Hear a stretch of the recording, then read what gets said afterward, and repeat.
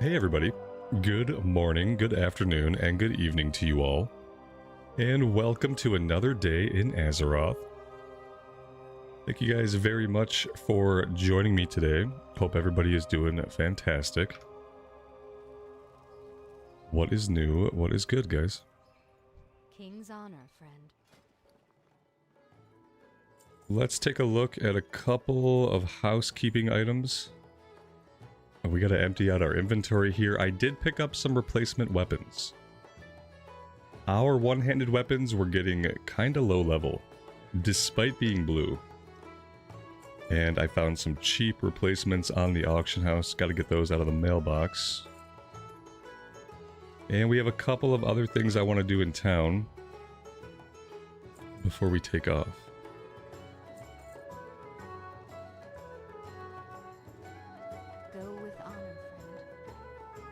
Wojwoda, Dreamit, Roxy, Ray Ray, Ash, Euros, Dustin, welcome to the stream, everyone.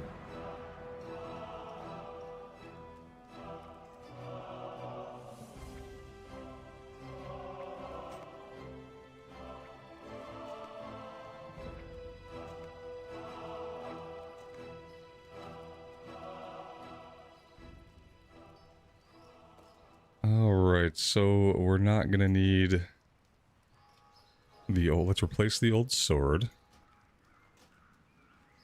We could sell that. One-handed mace. I also picked up a two-handed sword because we haven't leveled up two-handed swords in a while. Even though we're not using a lot of two-handers, it would be nice to get the skill just a bit higher than it currently is. I do have a BOE blue belt. Maybe I ought to see if I can sell that. If not, I can stash it in the bank. And we could hang on to it for another character.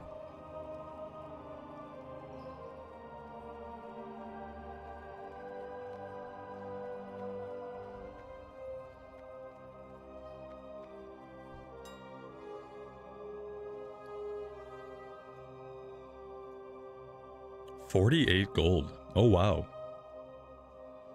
48 gold for a level 15 blue belt. Yeah, if I can sell it for anything around 40 gold, I will definitely sell it. I'm just gonna undercut the crap out of these prices. We're gonna go all the way down to an even 40. And we'll see if we can sell that pretty quickly, because boy, could I use the gold.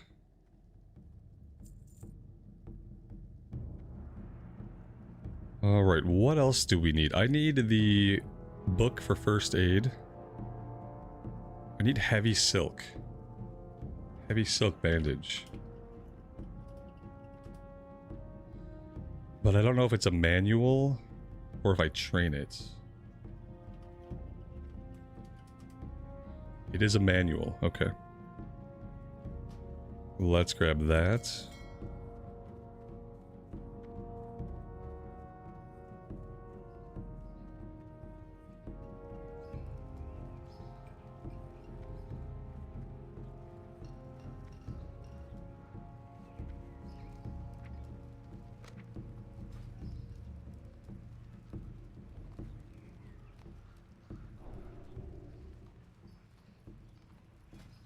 And with that done, we can make a bunch of the heavy silk bandage. And that should catch our first aid skill up to where it should be. Well, up to where all the rest of our professions are at, which we're all hovering around 200, 225. Cooking, we don't really have any yellow recipes right now. Fishing is capped out till we can do the Nat Pagel quest. Alchemy's looking really good at 200.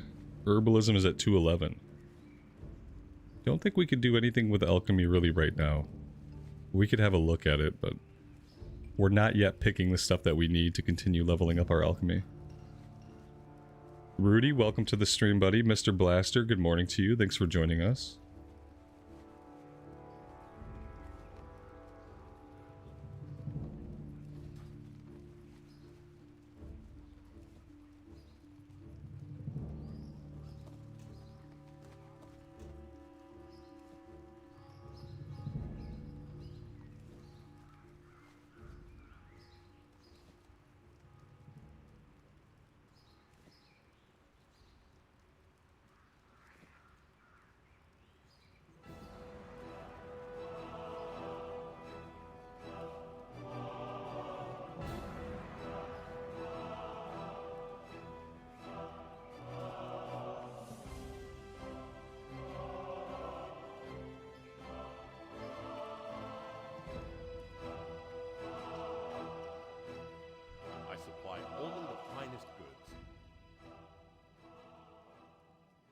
Let's see. We'll sell the old blue weapons. We don't need them anymore. As painful it is to sell blues, we have to do it. Let's get rid of the 10-slot bag. You know, surprisingly on this character, I talked about it a lot early on, but I never went back and bought netherweave bags. And I probably ought to have done that when I had a bit more money. Because I'm not really in a position to do it now. For the Alliance. Mike, welcome to the stream. Dave, good morning to you, buddy. Thanks for joining us. Eags, welcome to the stream. It's an early start, but I'm trying to start around this time. This is the time I'd like to start at. It doesn't always happen, but I would like to start around 10 o'clock my time. This week we have family in town and we've been trying to make plans every day. So this week I've been starting early to kind of give myself more time through the day, but this would be my ideal time to start. Oh my god, the Stormwind music. Oh my god. Turn that down a bit. Okay. Do we need to go to any trainers? I don't really think so. Like, we could probably train a little bit of alchemy, but we're not picking any of the herbs we need to level it up. I want to get out to South Shore today. So I think we're going to take the tram to Ironforge, and then we will fly. It's probably going to be the best way. We got some Murloc quest I want to do out that way, and then of course, while we're doing the Murloc quest, could be good opportunities for fishing. We're supposed to be able to fish up an item that will let us track fishing nodes on the minimap, which originally was not put into the game until Cataclysm, but I heard yesterday got put into TBC Anniversary. So we might be able to find that today if we do enough fishing in South Shore.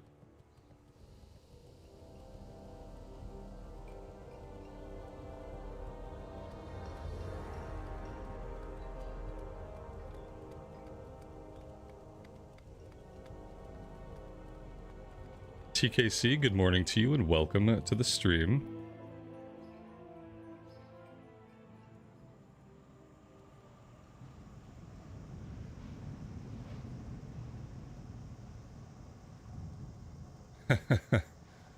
Dave, I don't think you're insane. That's how the music value makes me feel. Like that exact quote. Like, I think that inside my head every time it fires up.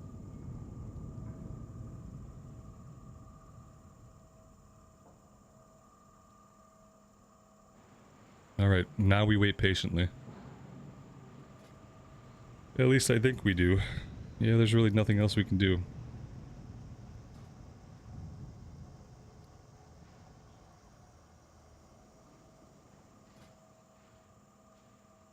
Oh boy, that is quite the two-handed sword I picked up.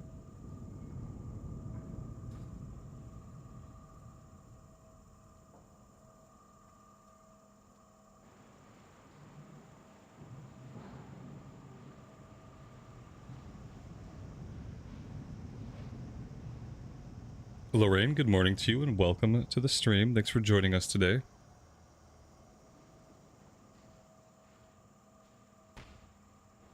Oh, we could set fireworks off on the tram.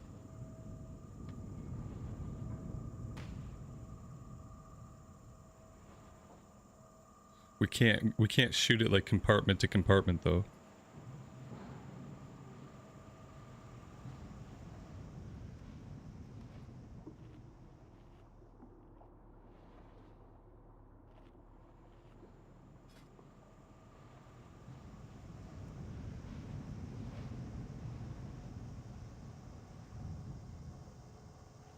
After we hit level 33 today, I think I'll queue up for library. We could probably do a graveyard too. Maybe we do graveyard first.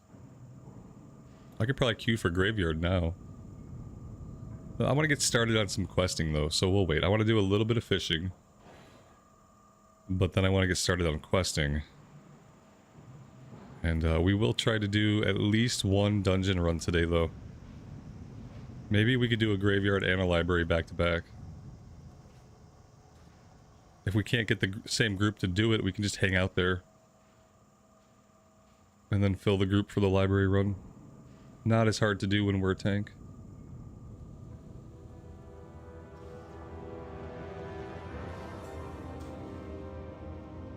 I'm gonna check in with the alchemy guy here since we're really close. Okay, you do have some things. But probably just more stuff that we can't make yet. Yeah, we need Goldthorn. Goldthorn now and Fade Leaf.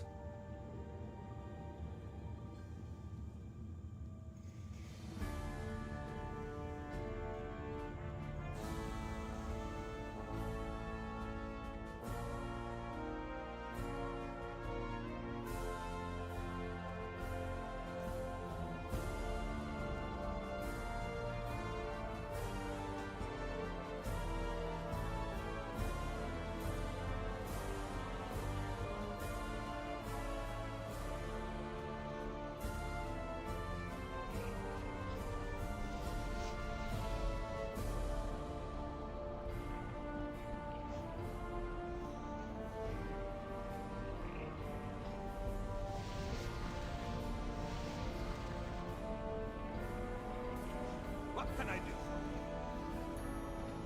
Keep your feet.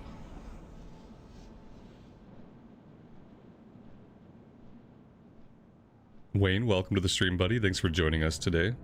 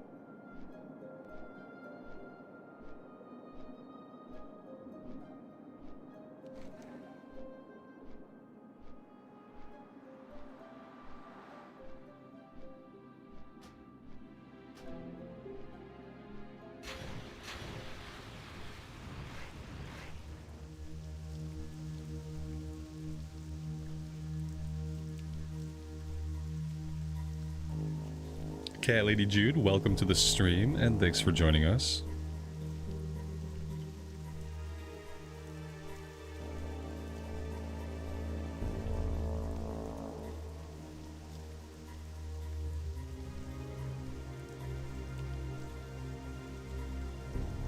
Are we gonna brave the dreaded Nomergon for that sweet tanking shield? Eventually. Yeah, I'm not sure what level is good for it. Because I know it starts off pretty easy, but then there's a part with Dark Iron Dwarves that are like level 35, 36. I think we're gonna do Graveyard, Library, and then Nomergon. I think that's how Nomer fits in like the order of dungeons. Graveyard, Library, Nomergon, Armory, Cathedral. Something like that. Not all in one day, obviously. Tanita, welcome to the stream, and thanks for joining us. At TKC, it's stalled out. It's been too hot to go outside. We haven't been able to have fires. It's been 110 degrees here. Like, I go outside a very little bit now. And that's just to throw the frisbee to my dogs so they can, like, potty and get some energy out. But I can't be out there for too long now. We were having such a run of nice weather. It was like all mild temps for like so long. And now it's 100 degrees. And it just stays that way. Like the sun goes down and it's still like 100 degrees. So yeah, all outdoor activities have ceased.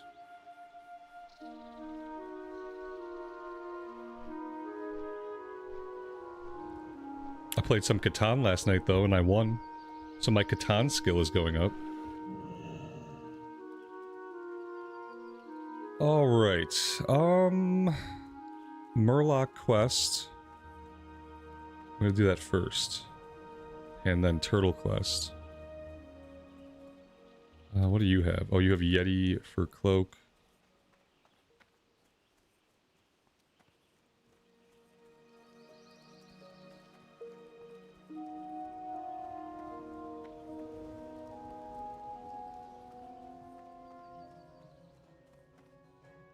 May the light embrace you. Missing crystals. What is this? Retrieve the shipment of rare crystals from the Forsaken. I don't know what this is. I mean, obviously this guy's a Draenei, so they added this with TBC.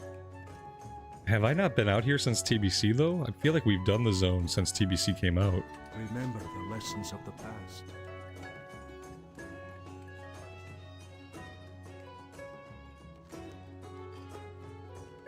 If there is one great truth about Hillsbred, it's that the region is destined to live under the shadow of war. Even something as innocuous as a cartload of stone is a target. Normally the loss of building materials is no great setback, but the most recent shipment from the Azurlode mine contained a crate of rare crystals I was eager to study. Forsaken raiders intercepted the cart and drove it northeast to a tower. Oh. Yeah.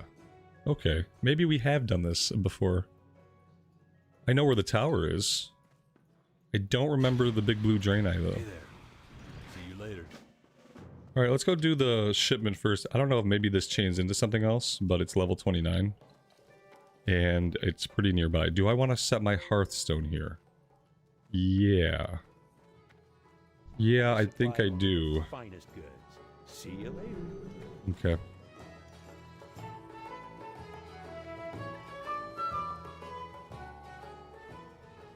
Yeah, I mean, I feel like it's the tower right here, isn't it?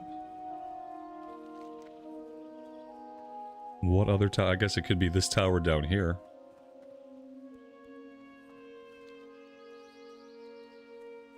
I guess, would it really be the tower this close to town? Oh, you know what? Maybe it's this one here. Let's mount up. I'm gonna go to this tower. This one seems too close. It could be over here, but I think there are humans over there. I don't really know what this quest is about, I guess.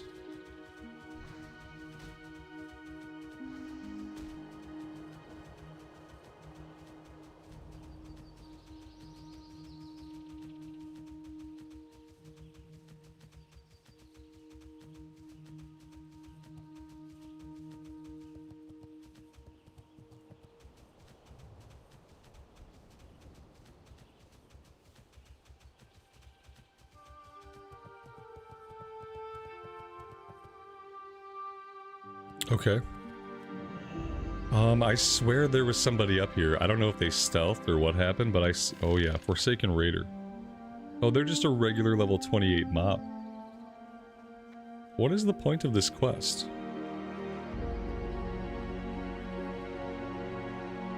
So we didn't have to fight anybody. It wasn't hard to find. And the crate was just sitting there unprotected. Okay. I feel like this quest giver probably could have taken care of this one himself.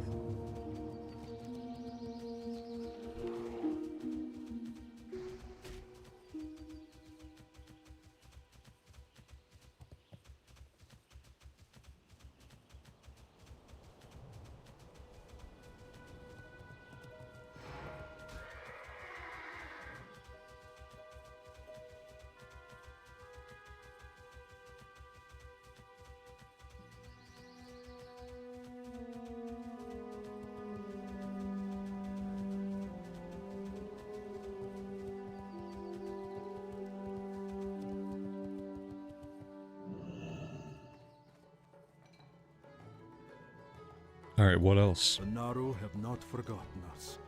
That's it? It wasn't even part of a chain. Just go get this box. Something specific? Okay. In that case, let's go get the fire buff. Refueled. And then we'll kill some Murlocs. I was kind of hoping that would chain into something, obviously. But no.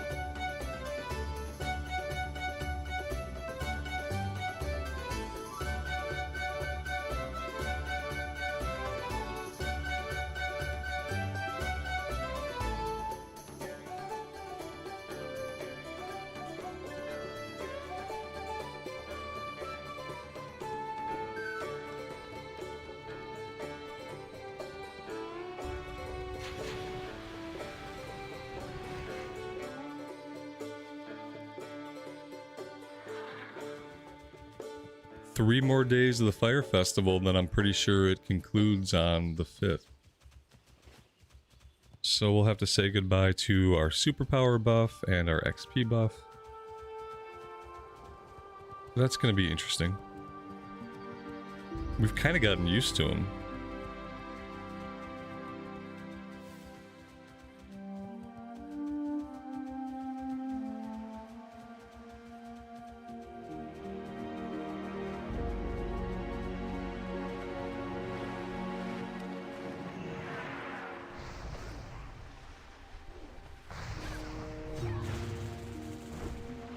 Yeah, we're gonna go with a shield here. A lot of these guys are casters.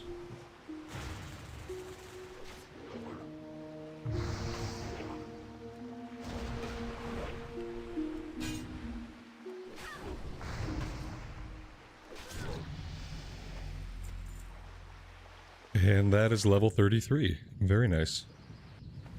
Chaos, good afternoon to you and welcome to the stream. Alright, for talent points...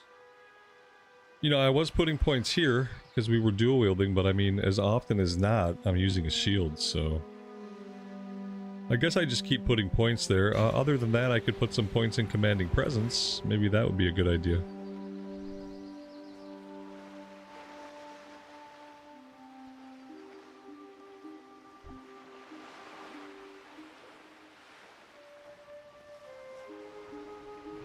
Well, we have a hunter here. He looks like he's having fun.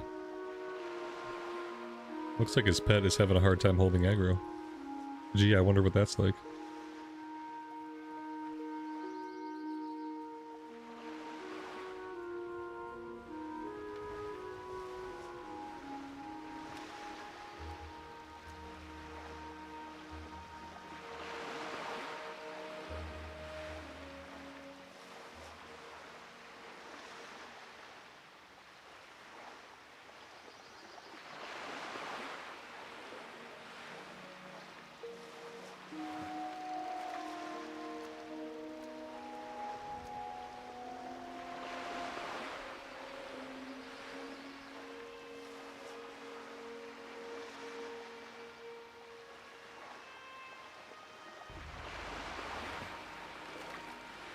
Talon, good morning to you. Welcome to the stream and thanks for joining us today.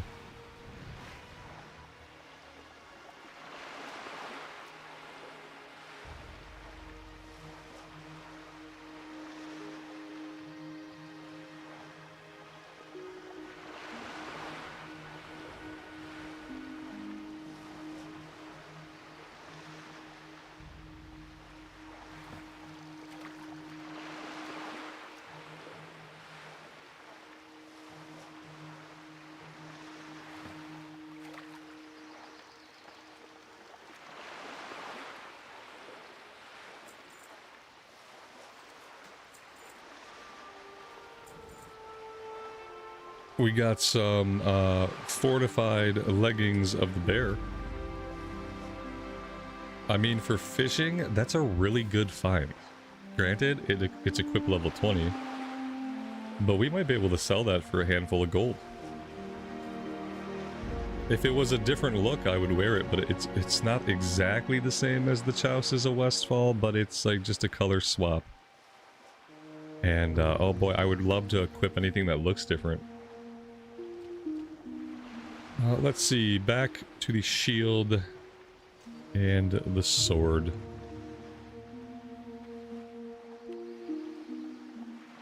We've had reports of the book in Stranglethorn. I don't know if I could also catch it here, but it's a possibility, I think, because I think the fishing is a similar level. I might not fish all these pools because we're basically capped out. And I don't think I need any of these fish for cooking, because I think that's leveled past it. So I'm going to be looking for floating debris, because I think the floating debris is where I can fish up the book. But we can see what's in these pools exactly. Oh, maybe there are sagefish. Although, I think I've out-leveled the sagefish recipes. Maybe I haven't out-leveled greater sagefish, but we don't have it, obviously.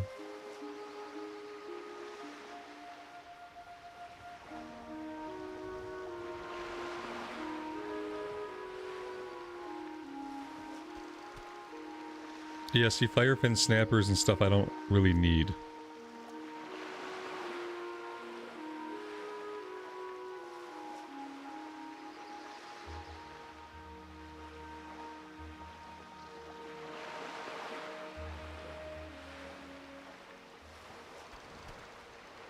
Yeah, I think this is only worth it at the junk piles. Right now, at least.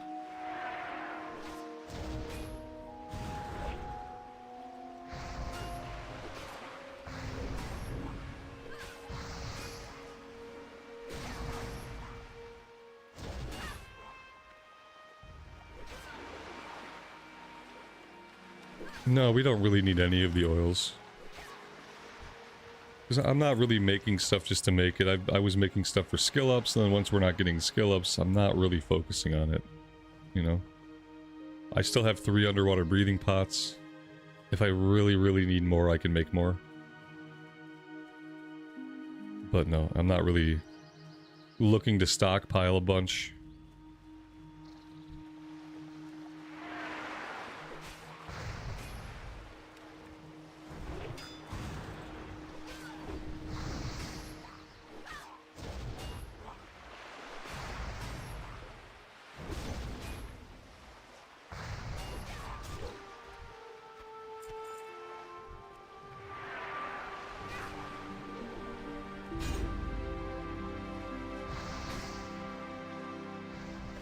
This is the wrong shield. Oh boy. Oh no. Oh, here it is. There we go. Go ahead and fix that.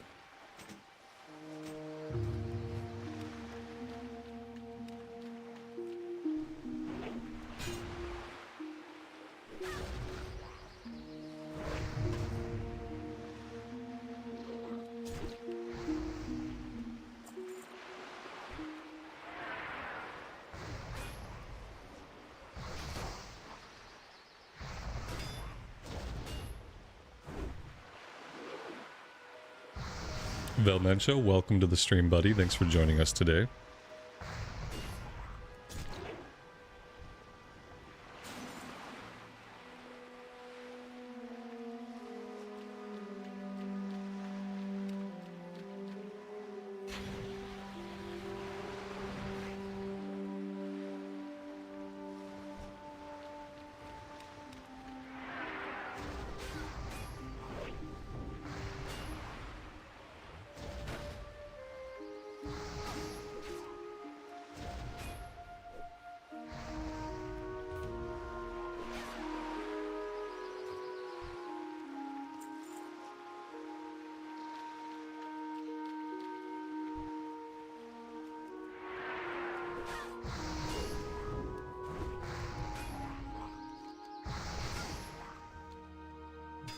We've gone too far west. We're not finding any of the ones we need for the kill quest. These guys will be fine when we need to collect Murloc heads, but right now we need to head back to the east. What'd you miss so far? Some travel and some Murloc slaughter. That's about it. And we've only been going for about a half hour. We've replaced a couple of weapons. I bought some greens on the auction house to replace the old one-handed blue weapons. An invite? Oh no. I mean, I can DPS. There's already a tank. Did I not queue up his tank? I mean, I don't mind DPSing. Am I, like, ready to DPS? I mean, I guess I have weapons. I have weapons and I have weapons skill. I don't need anything else, I suppose. I thought I queued up only his tank, though. Although it's early and I have not had my coffee yet, so...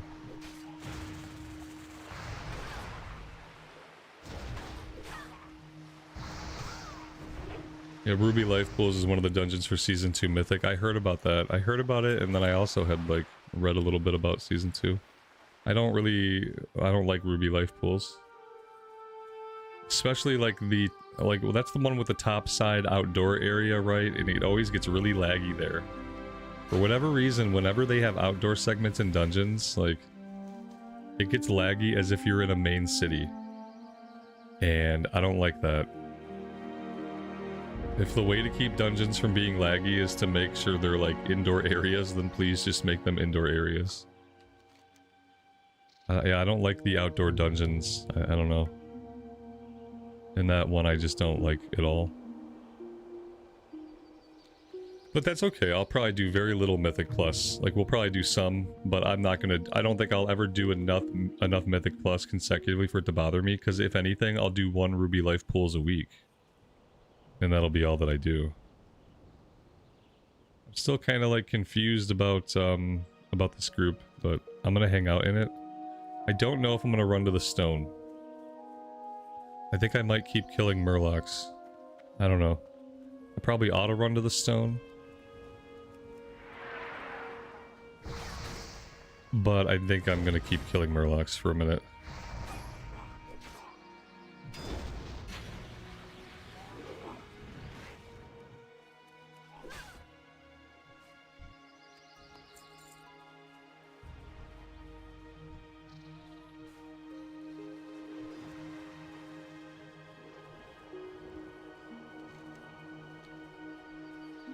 I mean, if I can find any living Murlocs to kill. That is to say.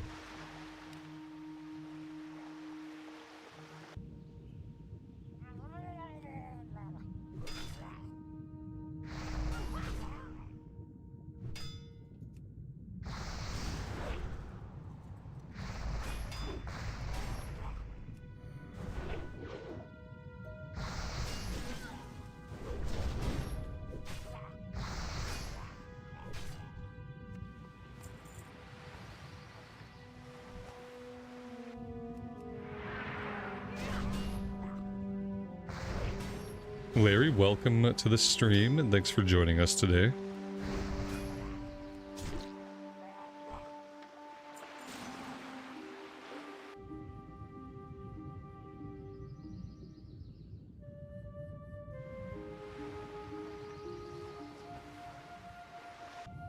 I don't really need the Strangle Kelp anymore, but I do wonder if I can sell it.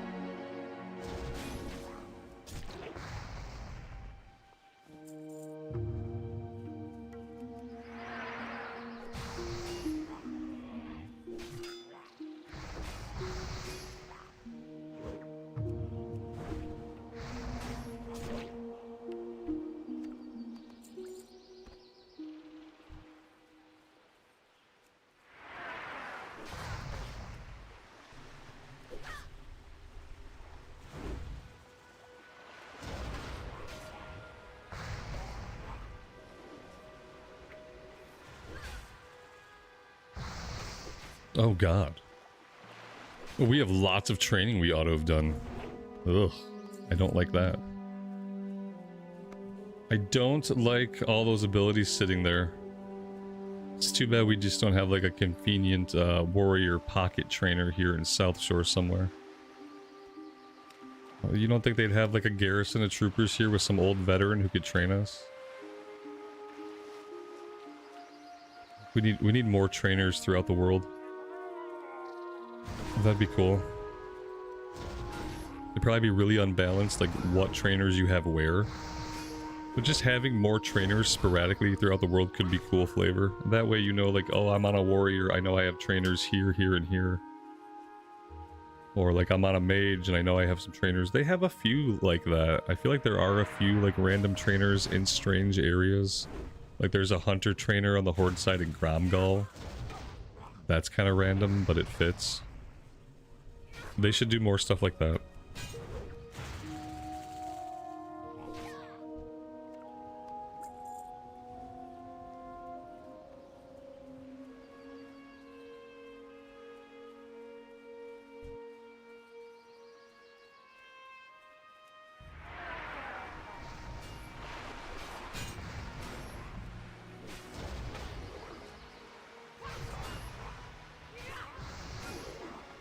We might have time to fly to Orgrimmar. We might have time to fly to Ironforge and actually train before anybody's ready to summon us. And I think I might try to do that. Actually, I should have thought about it when we were back in Stormwind. You know, I did think about it, but I never came to the conclusion. For some reason, I thought we had taken care of training. Alright, let's see if we can do this. It was like a 2 or 3 minute flight though, so I don't know.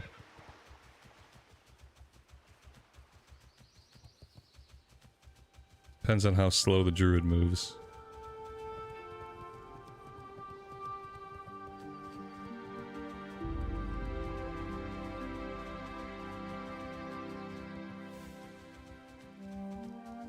You need something? Be careful. Yeah, I don't think there's any way we make it and get there before they summon us.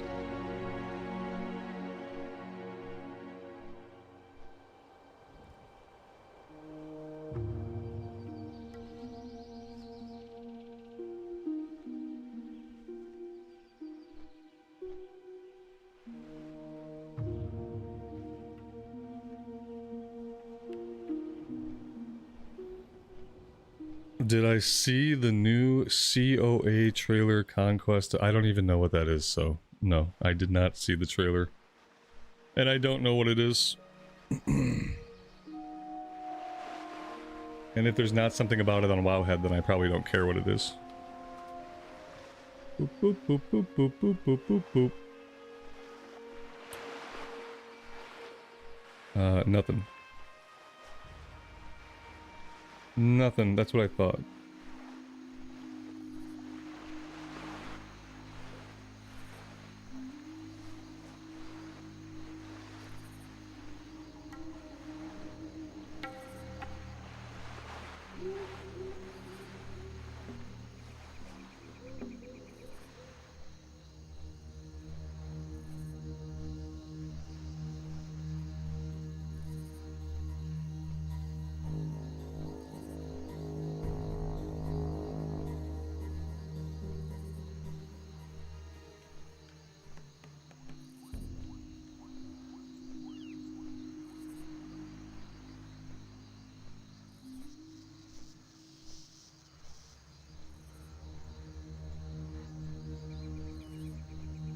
Roxy, you caved and bought the Raven pack on the Blizz store. You couldn't help it, you love ravens. Oh, and they know that you do.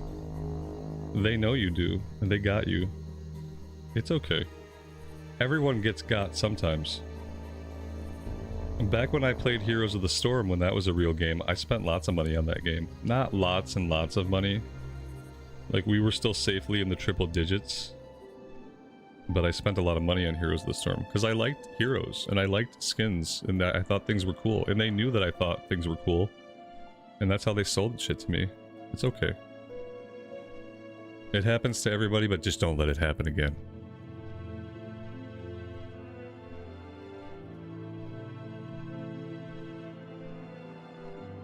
Does anybody else feel bad for the private server players who were like, they're on so much copium? Even in the face of Blizzard going after like all the private servers, and even after Turtle WoW got shut down, like these people are still clinging to these private servers. I feel so bad. I'm just like, oh, you poor people. You just gotta let go.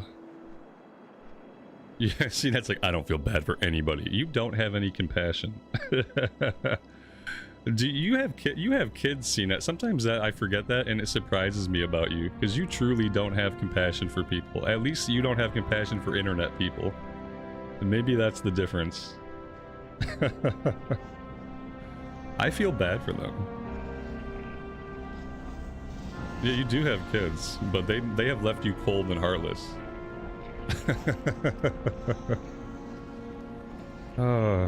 Welcome to the stream, buddy. Oh shit, okay, we're close. I'm gonna be 1 second. I got 2 minutes, I have enough time to train. We can make it, chat. I don't want to go into this run with... it's already bad enough that, like, listen, I don't have Fury stance or Berserker stance.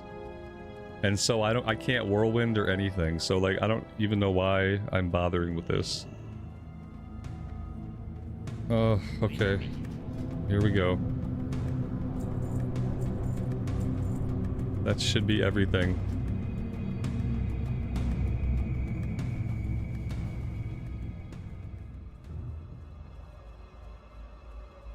Yeah, I get it. I still just feel bad for them though, because they're so stuck. They're so stuck on these things, you know? It's like they can't see the truth of reality unfolding right in front of them. They're going to be trying to log in, like, when the servers shut down, and they're not going to understand why they can't log in. They're like, but just let me in.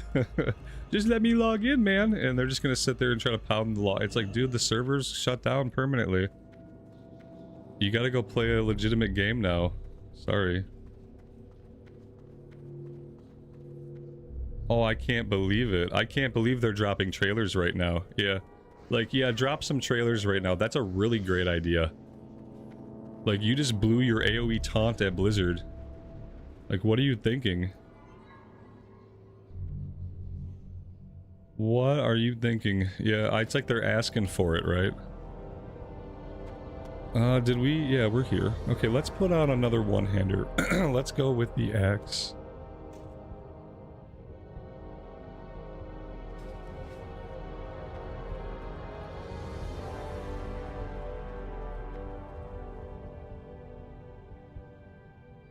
Alright, I count 1, 2, 3, 4. We're short. We're short a warlock.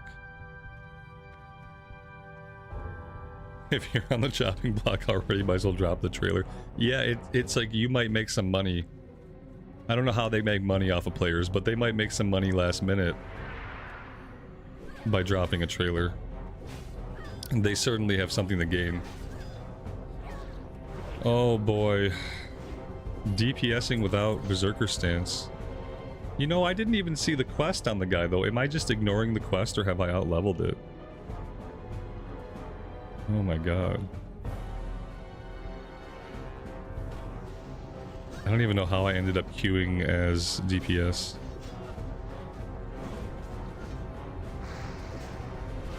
I need to have cleave out on my bar, probably. Besides that, I need to do sweeping strikes every time it's up.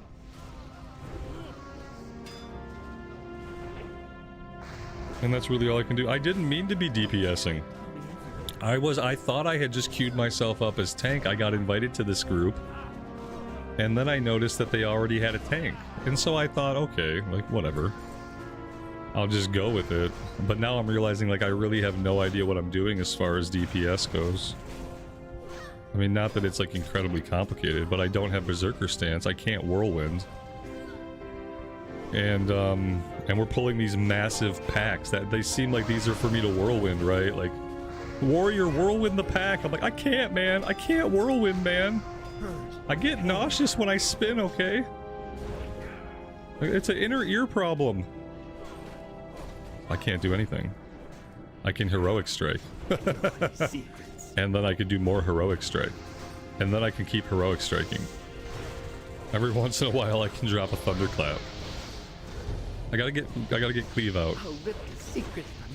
At least with Cleave I can do something, you know. Where am I gonna put this though? Don't really have a good spot for it, to be honest. I guess I can go there. Okay, that's not gonna be a good permanent placement. What is this? A one-handed fist weapon. Oh, okay. Oh, why am I dead? What did I do? I did something very bad. And I got distracted by the fist weapon. Guys, I hate to say this, but like I'm gonna roll on that. I haven't been able to level up a fist weapon yet. And I'd love the opportunity to do so. I don't think I've ever equipped a fist weapon on a warrior before. No whirlwind warrior is painful. Yeah, oh, I know. The thing is, I can't... Okay, well, listen, I don't feel so bad, okay? I can't even get whirlwind till level 36, so me not having it is not my fault. I thought maybe I just hadn't been able to get it because I didn't have berserker stance, but... I couldn't have it yet anyway. I don't get it till 36. He can't. Can anybody res me? Oh yeah, we got 2 pallies. I can be resed. We're fine. We are fine. You can't dressing room stuff when you're dead. Did you guys know that? You can't dressing room stuff when you're dead. Makes sense, I suppose. Let's eat some buff food. Was I standing in a rain of fire and just didn't get a heal? Is that what killed me? It's really all I can think of. Where am I gonna put cleave? I guess I can put it here. I probably won't be doing a lot of overpower. Okay. That'll work. Yeah, whirlwind at 36. So yeah, I don't feel bad. We're okay.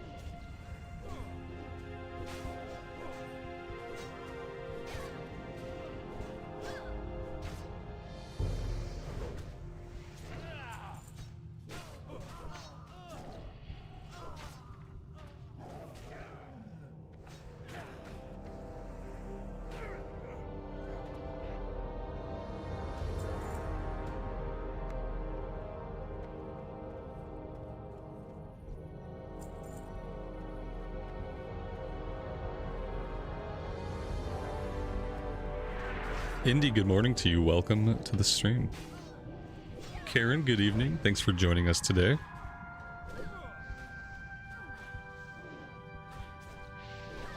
I am so sleepy. I've been put to sleep permanently. 20 seconds. Oh my god. Did that start off as a 30-second sleep? And can nobody snap me out of it? I guess not. Druid and 2 pallies. Nobody can undo sleep. It's a magic effect. Have a good sleep. I guess I'll take a little nap. That was rude, whoever did that to me.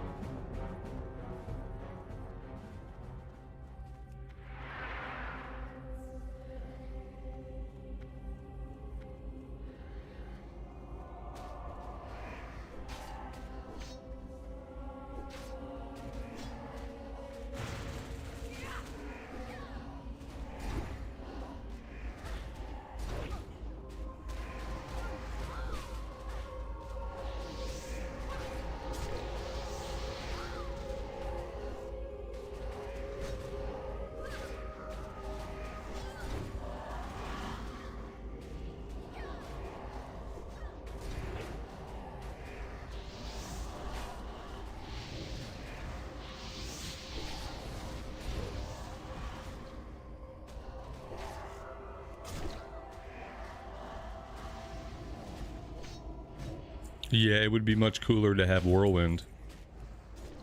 Because I don't feel super useful in this situation, but none of us are. None of us can really do any AoE besides the Paladin. He's got Consecrate, and that's his AoE, so... It always feels weird they want to do these big pulls, right? But then we have no way of really dealing with the pull except individually targeting the mobs. It's like, so if we're going to individually target, like, why even pull so big? It doesn't really speed things up when you can't actually hit them all at the same time. You could pull like 3 or 4, and that would be like a number that we could cleave a little bit. Like, this was a decent pull, I suppose.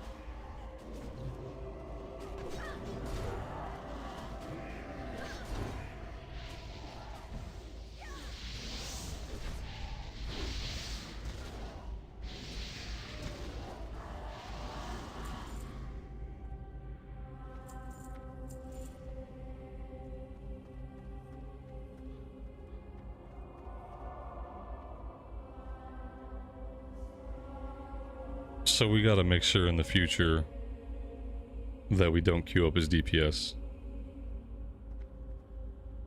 At least not until 36. But just basically in general not to do it.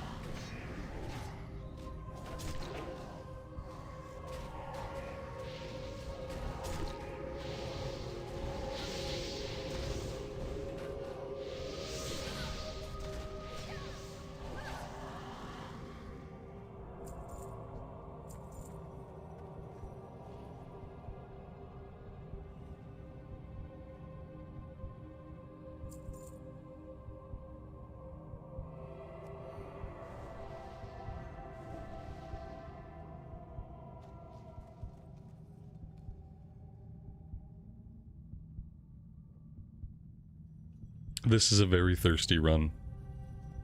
Especially for a graveyard run.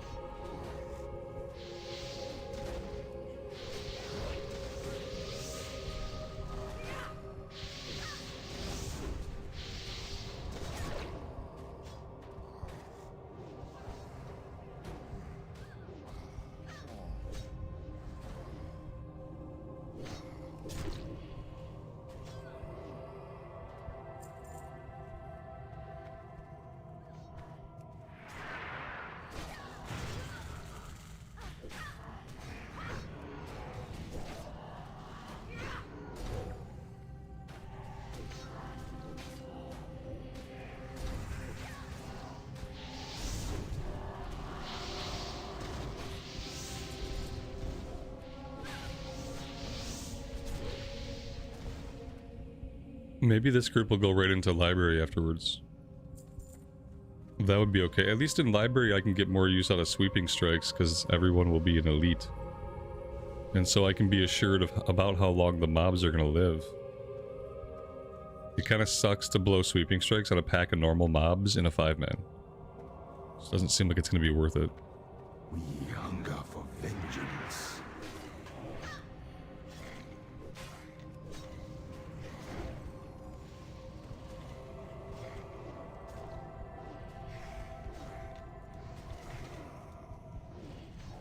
No rest for the angry dead.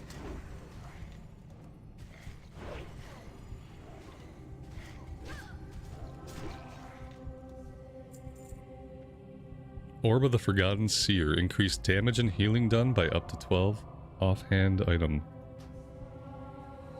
Okay. I think I hit that guy about twice. And the rest of the time we missed. So there's that. I wonder if even going with a two-handed weapon might be just a little bit better here for when I do hit. Oh, it looks like they're not going to go into library. So I'll just go into library on my own and I will tank it. So yeah, I'm not going to bother bringing any of these people. We're just going to find some new people. Cooldown on sweeping strikes is only 30 seconds, so you can do it every other pull. Depending on how big or long the pull is, you could possibly do it every pull.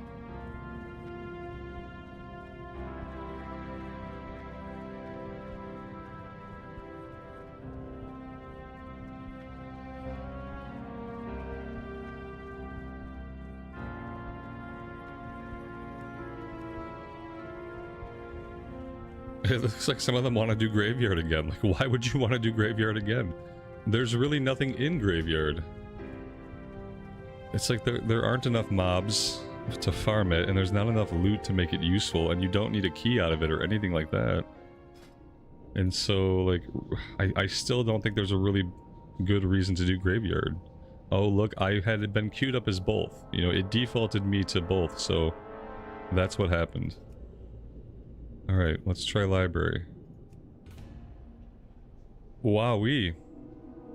Okay, well, we're not going to hang around for that. Luckily, we're set back in South Shore. So let's just hearth back to South Shore. We'll go kill some more Murlocs. And we'll see if anybody wants to do Scarlet Monastery today. Because right now, they don't. Right now, nobody wants to do it.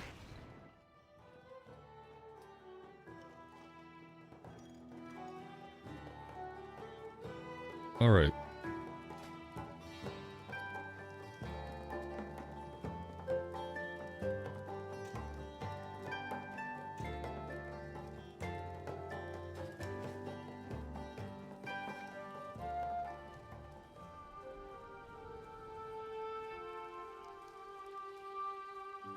Can I help you? For your lines.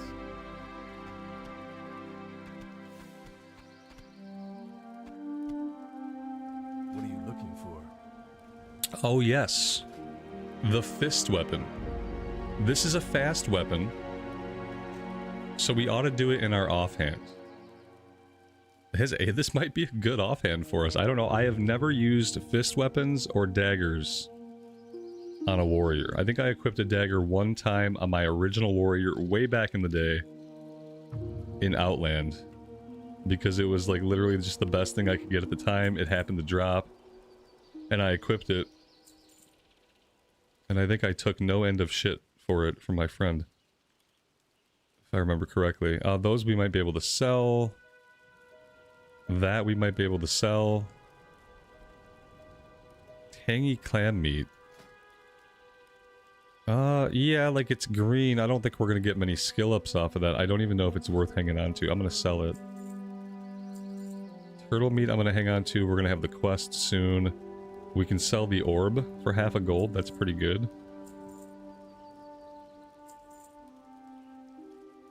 Bristle Whisker Catfish can go. I don't really need the raptor eggs. Briarthorn we're done with. Murloc scales I don't need.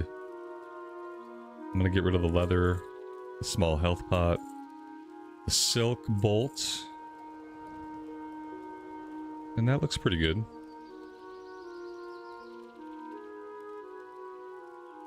Be careful.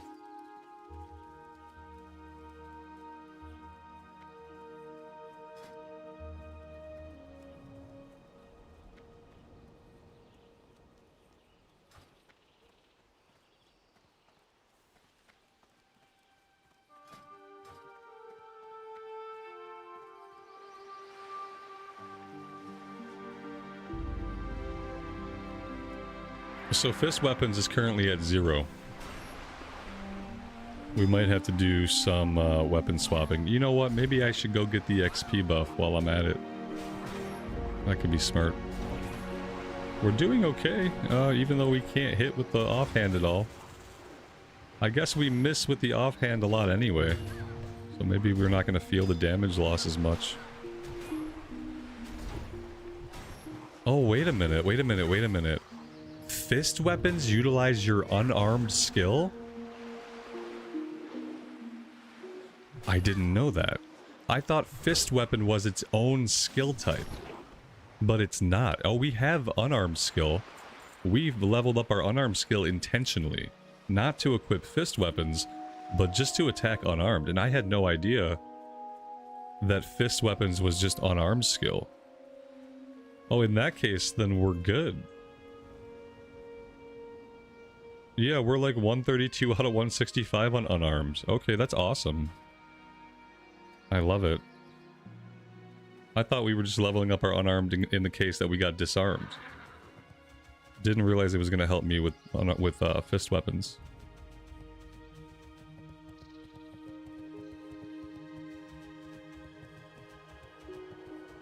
After 22 years, I still learn new stuff about the game every day.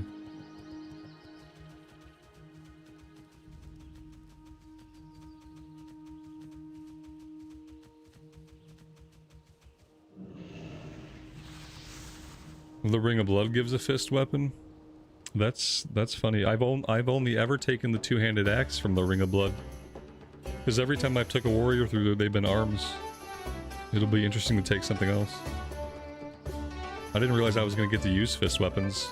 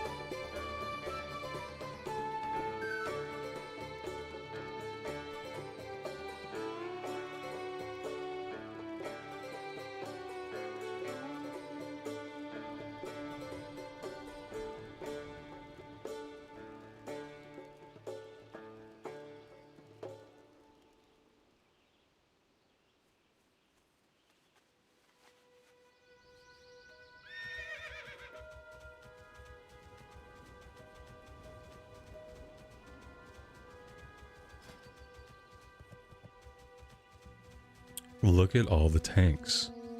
Oh my gosh. What's going on? It's the great tank resurgence of summer 2026. That's probably more tanks than I've ever seen in a queue at one time. And there's no DPS and there's no healers. Well, that's hilarious. It makes sense for things to go like both ways. It makes sense that for a time we don't have enough tanks. And then, you know, people like me, we switch over, we play tank, and then eventually we have too many tanks. It'd be nice to see the inverse problem. And then if we start having the inverse problem, we just start queuing up as tank or DPS. Once we have Whirlwind, I'm completely fine with that. Once I have an AoE button, then I won't mind just queuing up as tank or DPS. And if there's too many tanks, then great. What a great problem to have. We'll just DPS.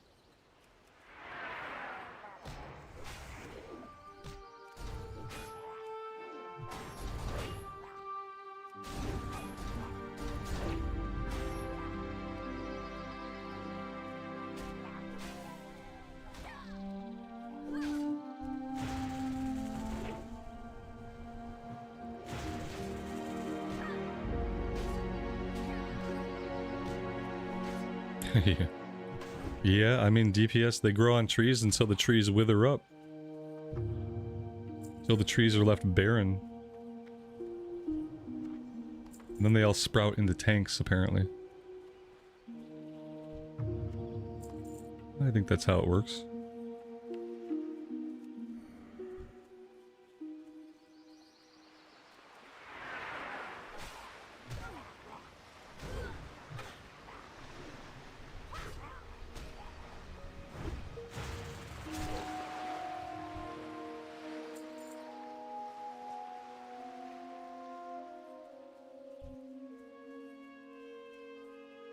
Oh, I can do full-on Captain America now. I can fist weapon and shield, can't I? Oh, that's gonna be cool. Ooh. I just have to do this for a little bit. And some of these guys are casters, so it kind of makes sense to have a shield on right now. But we get to go like full Captain America with it. That's so cool. I don't know why this tickles me so much, but it does.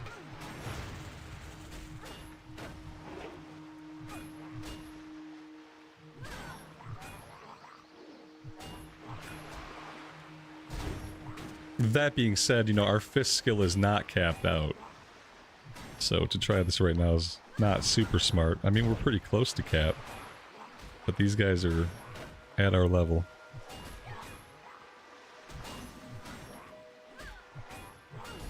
Alright, we'll wait until we have a higher skill.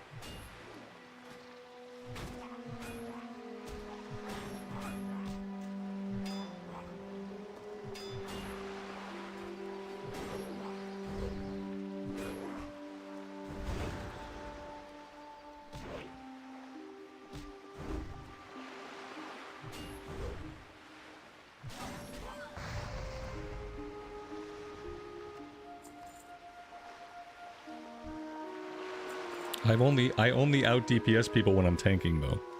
Like in the run we just did, I didn't. In the run we just did, I was like last.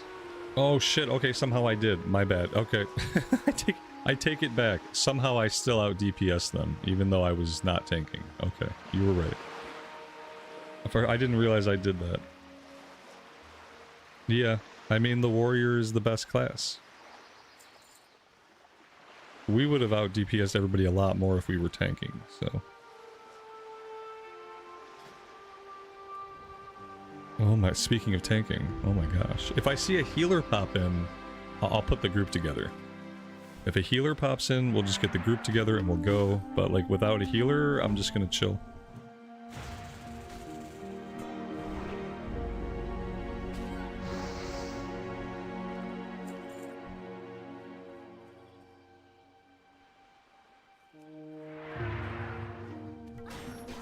Yeah, if I had Whirlwind, then yeah, it would have been a little bit overpowered because we were pulling pretty big.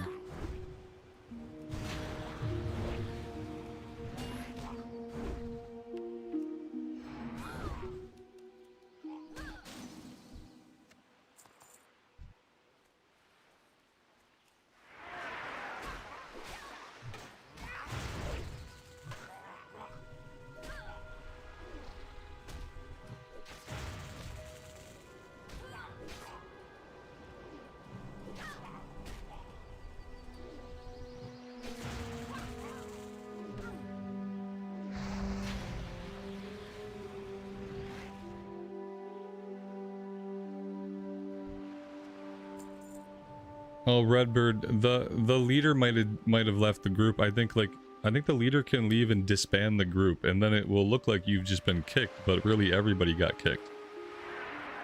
That could have been what happened. If the leader disbands the group, then it just looks like you got kicked because everyone gets kicked. They might not have kicked you. Just think about it like that. They may not have kicked you. Like something else may have happened. But I wouldn't be surprised if like a panic kick, you know, somebody really agitates you and you just like kick the first person you click on because you're like, you know, your adrenaline spike, you've gone completely tilted. You're just clicking around for anybody to kick from the group and you're the one they settled on. But probably the group was disbanded and it just looked like a kick. It will say you have been removed from the group, right? It'll give you that message even if like you got removed from the group because the group was disbanded. It would be cool if I knew that I was done with the quest. Yeah, let's go turn this in. And he just says, that's retail for you. Somebody else does something wrong, you get kicked for it. Welcome to retail, kid. You think these people got time to properly read the names of characters and know who's talking and who's doing what? No, they don't have time for that. They just gotta kick somebody now, okay? Jeez.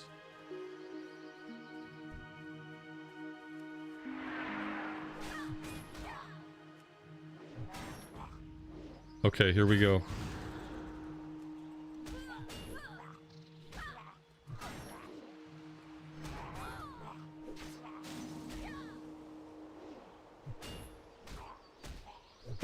And furthermore, what's up with all the shamis? What's going on with all these shamis?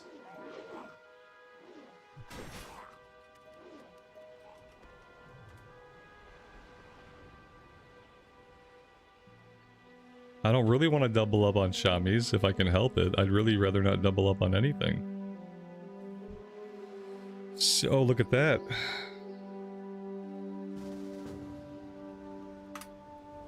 There we go.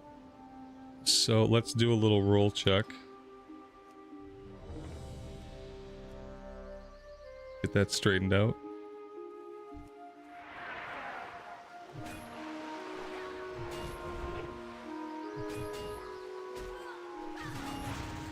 Yeah, well what happens is like at first there will be a shortage. But then because everybody tries to go, everyone wants to be the hero that fills the shortage, and so everybody switches over. And then suddenly, instead of a shortage, you have an abundance. And it's like we just kind of go up and down. We're like a wave, you know. You can't have a crest without a trough, and you can't have a trough without a crest. There can't be a tank shortage if there's not at another time too many tanks. There can't be a shaman shortage if at another time there aren't too many shamans. Because we wouldn't know one without the other. Right now, I would love for a rogue, a druid, a mage. But I really don't want to take another shami. And I really don't want to double up on warriors, so I think I'm going to chill for a minute. See what pops into the queue.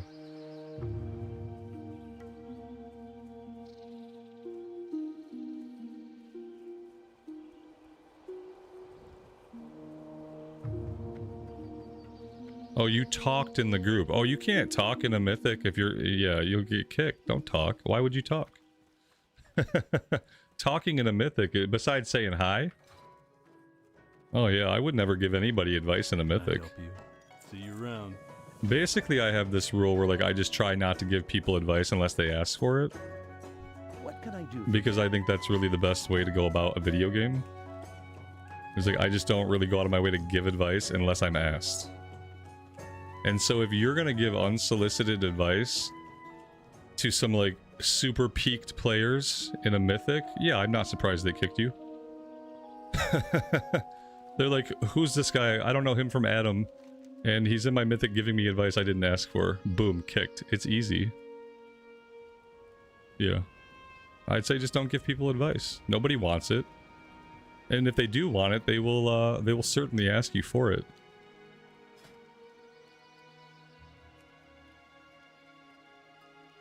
Alright, here we go. Perfect. That will do. It's a time walking, even worse. What a worse place to give advice. In a mythic, maybe it's needed because there's a certain level of performance that you want to have, but in a time walking, something that's purely meant for fun and cosmetics and leveling quickly, no, don't give anybody advice in a time walking. Need something? That's worse than giving advice in a mythic, because it's completely unnecessary in any event. And they could click their way through it and it would be fine.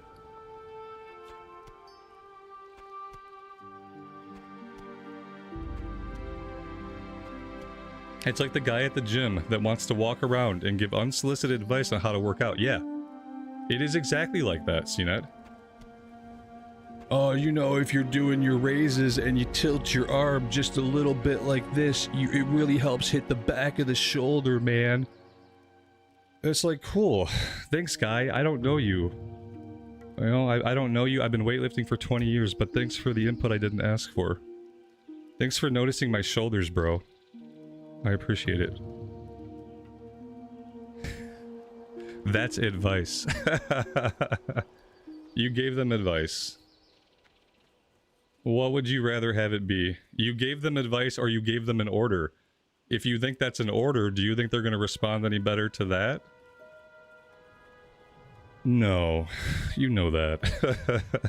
I didn't give them advice, I gave them an order. Oh! Oh, well, oh shit. Well, I'd kick you too. Oh man, I don't know. If you look around and everyone you see is an asshole, you're probably the asshole. I like that saying. That's an oldie but a goodie.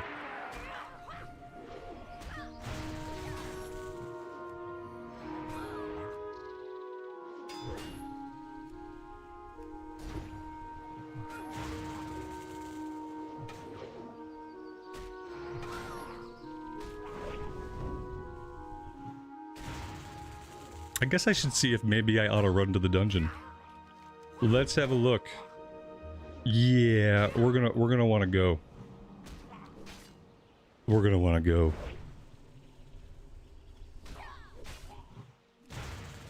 If we want to do the run. No one else is close.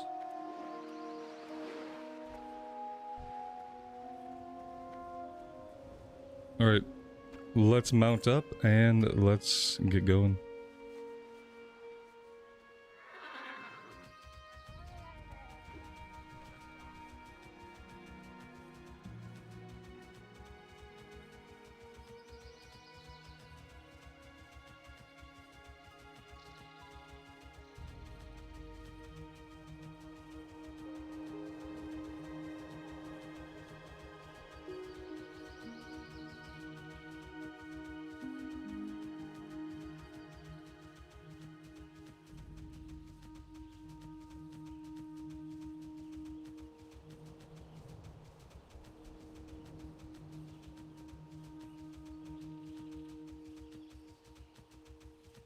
It should be common sense. Okay. Well, take that supposition to be true. Let's say that it should be common sense. Okay. And, like, common sense is something you're supposed to just have, right? Like, it's this innate thing, you either have it or you don't. If someone's doing something and you don't think they're using common sense, do you think you're gonna teach them common sense? Ooh, that's a big job. Teaching somebody common sense. That's like a lifelong endeavor. It'd be really hard.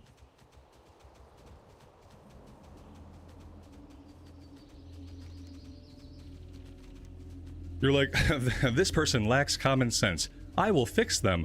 Oh no, they kicked me. What did I do? I mean, it was always gonna work out that way, right?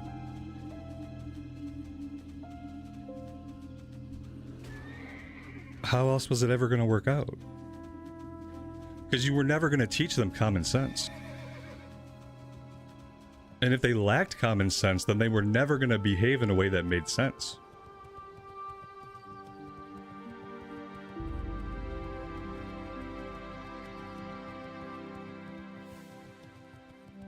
Lael, welcome to the stream, buddy. Thanks for joining us today. Tor Eric, welcome. Thanks for being here. I appreciate it.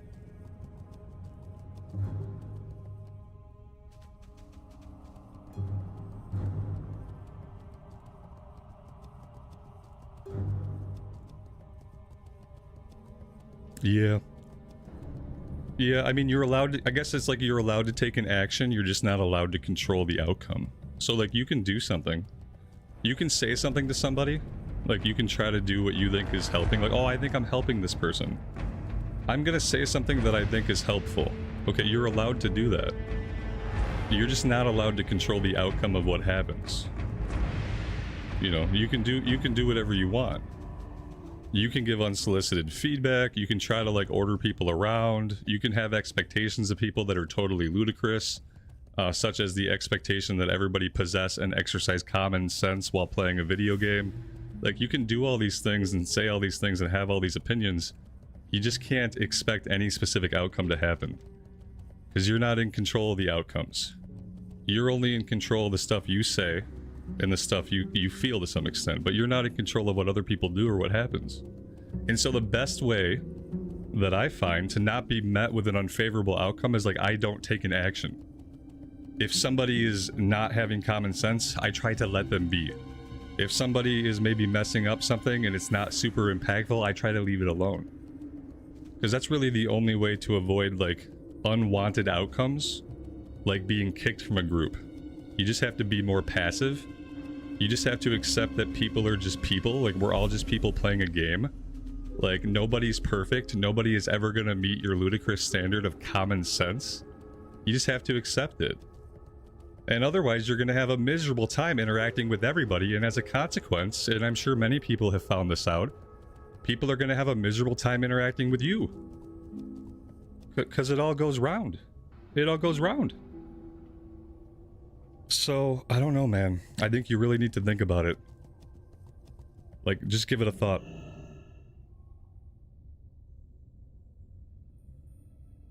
Oh, and you got me so distracted by this crap that I ran to SFK.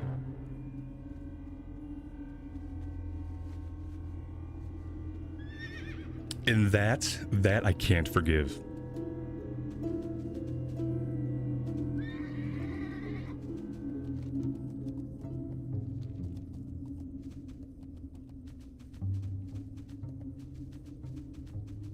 Tor Eric, you better not mess up, man. You better not mess up, not in this chat. They will tear you up. I like how you don't tell us who you are. You're like, I'm in the same group as you. I'm not going to tell you which player I am. I will keep that information to myself. And that is the safest thing to do, yeah. I would keep the information to myself too. You can just guess who I am. Whichever player is the best performer in the group, that's who I am. That's me.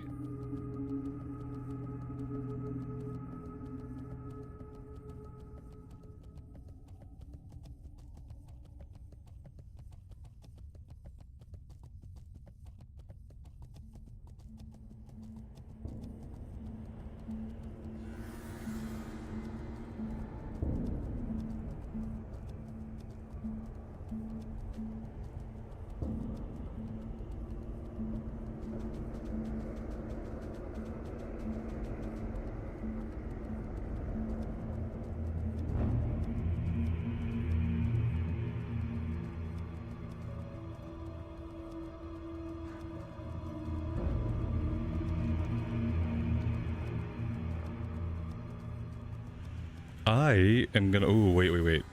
Oh, dang it. I can't use that one. That's Horde only. I thought the Fire Festival people were supposed to be like cross-faction, and all they care about is the Fire Festival and all that good stuff. I guess not in Classic. I thought maybe I could pop over and use their little dancing pole, but no. Not in the cards.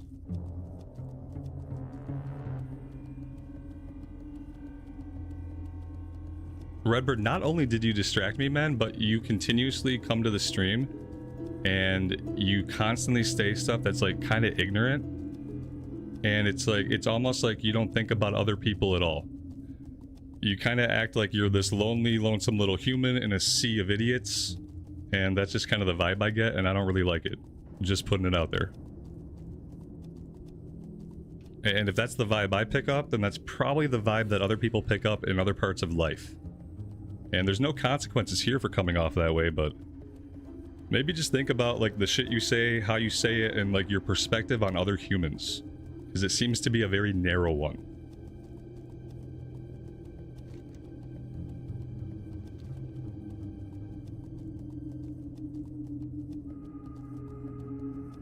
We lost one. Oh my god, I'm not surprised. It has been a while getting this one going. Let's see, we lost a DPS Paladin, which we can replace with a rogue. Oh, a level 43 rogue, though? I think not.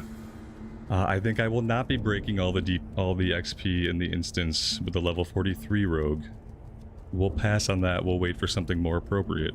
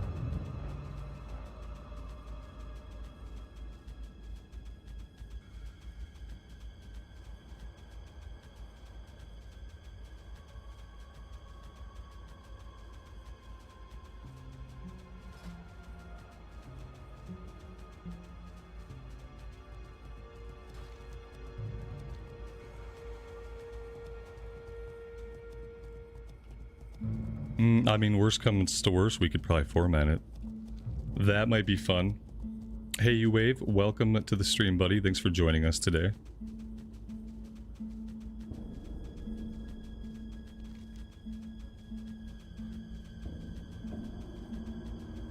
Maybe I'll refill my coffee before I fill this spot.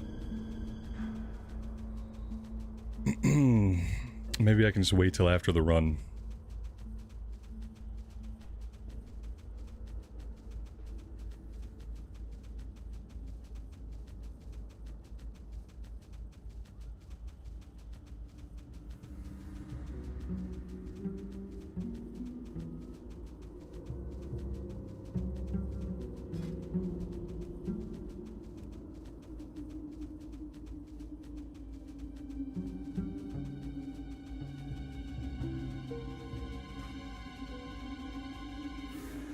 What's going on in the EU today? 5:30 realm time and there's nobody online. It's a little bit weird. And that's not the typical experience that we've been having. Where are we going? We are going to Scarlet Monastery.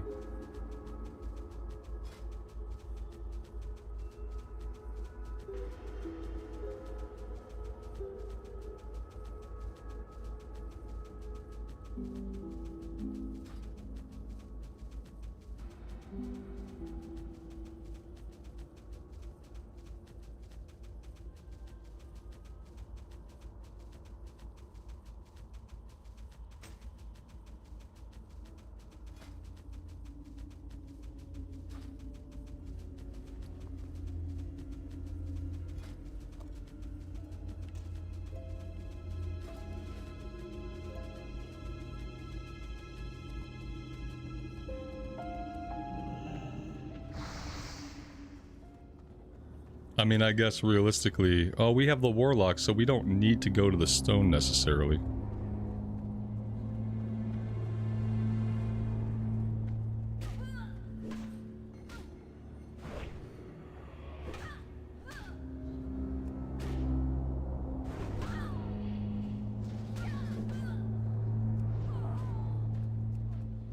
Level 37.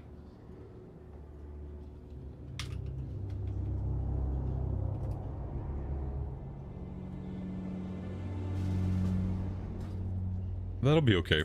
I think level 37 will be okay. It might be hard for us to keep threat off of them, but...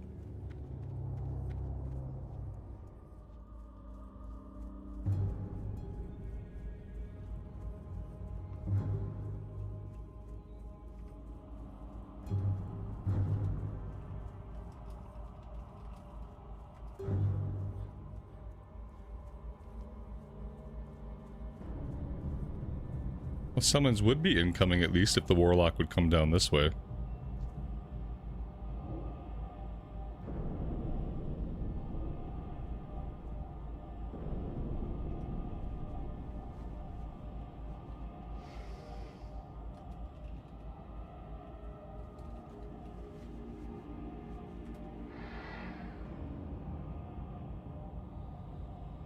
Come on, my friend. Come clicky the portal. I don't know what he's doing up there.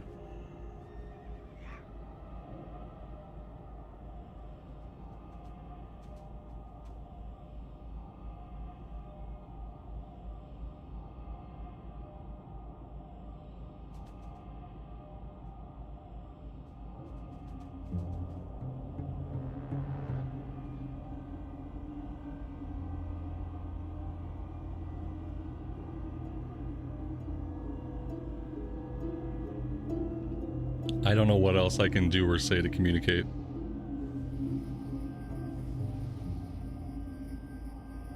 I can ping the map. I don't even know if they'll see that.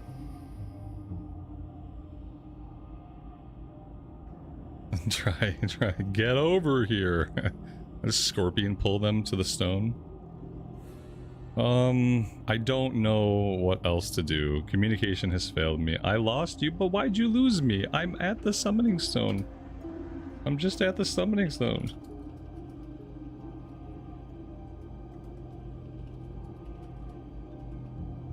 You didn't lose me. I'm right here. I didn't go anywhere.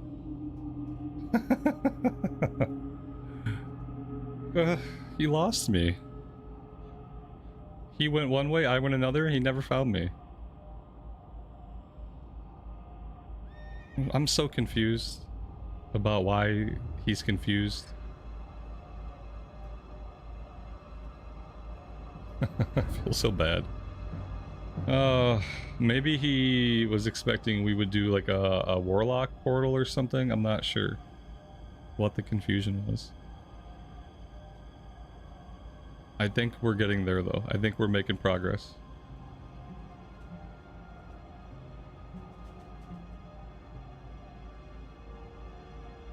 Shane, you broke your big toe? What does the doctor do about that? Because I've done quite some damage to my toes, man. And I don't ever go to the doc. One time I couldn't even stand up. It hurt so bad. I stood up in the middle of the night and the pain was so bad in my toe that I fell right to the floor and I couldn't stand back up for a long time after that. Still didn't go to the doctor. I hate doctors.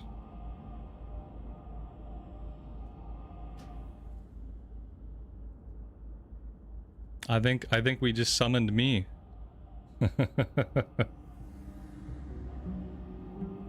You got a special shoe.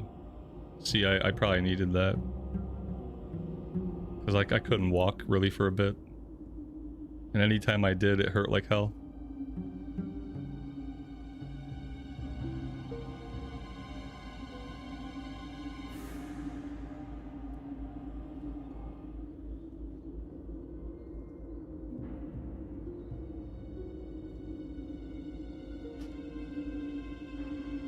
Are we're missing somebody, are we? We're missing the DPS Pally, perhaps?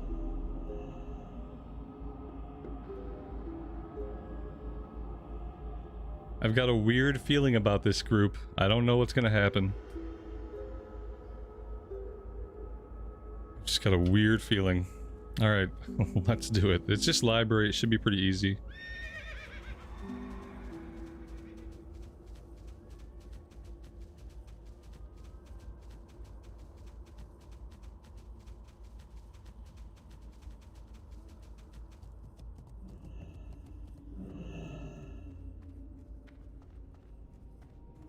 No, TBC mounts came at 30. And it didn't change again until Cataclysm. And then in Cataclysm you get mounts at 20.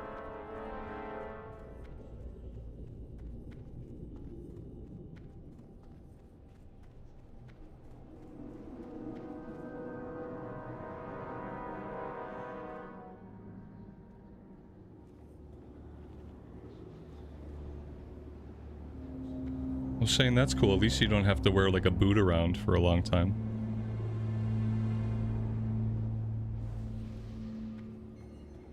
Alright, let's see. Am I ready to do this? Shield, fist weapon, check. Charge button, check. Details, check. Alright, that's the checklist.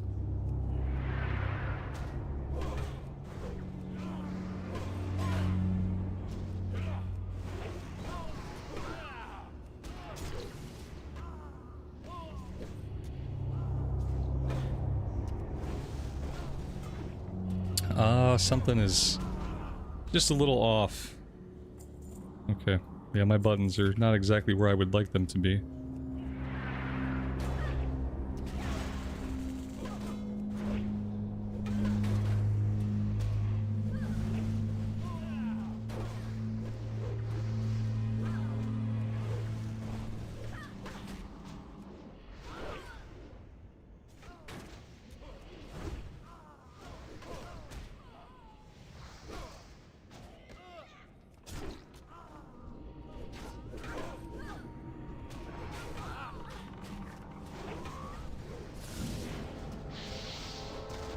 Oh, these guys have a nasty stun. Oh, that's gonna be fun to deal with. I like it.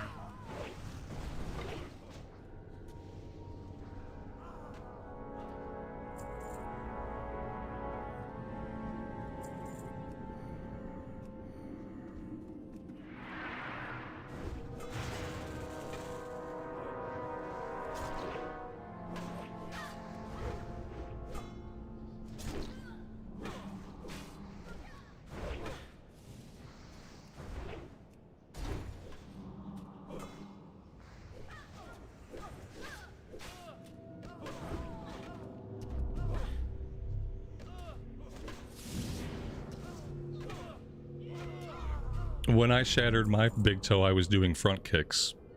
And I just was too close to the coffee table. Like, I was literally kicking. That's how, I don't know how Shane did his, but I shattered mine literally doing kicks. And the coffee table was just too close to me. And it's like, you don't think this is something a 42-year-old man could do? Like, I could break my own toe in my own living room doing karate, but I did. And it's okay to laugh at it, but it sure hurt like hell. One of the most painful things that I have ever felt was waking up that night trying to stand up and just went right to the floor.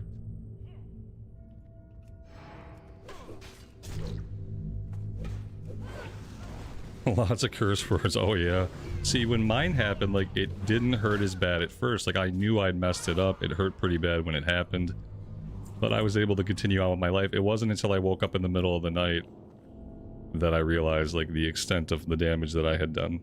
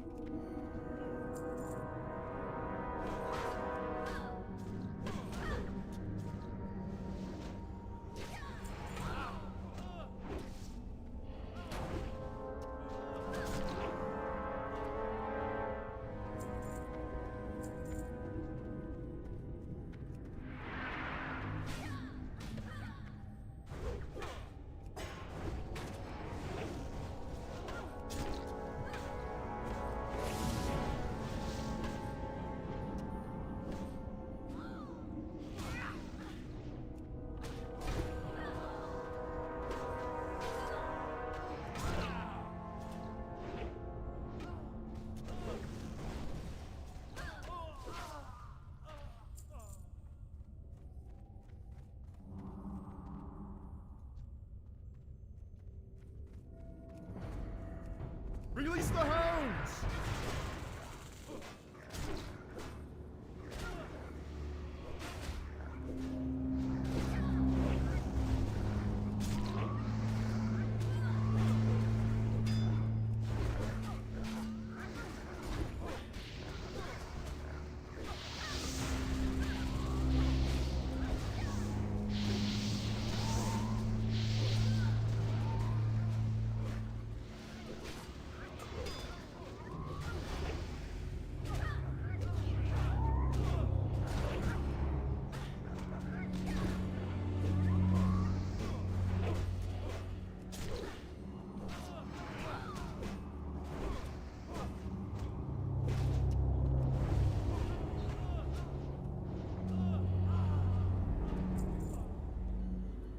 Leather gloves with strength and agility.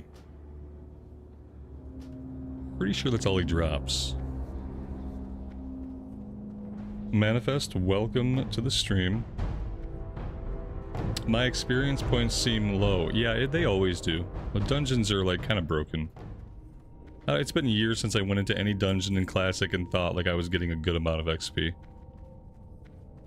Yeah, and it's probably broken. What do we have? 34, 36, 37, 33, 33. Probably the difference in between the 37 and the 33 is probably what's nerfing the experience points.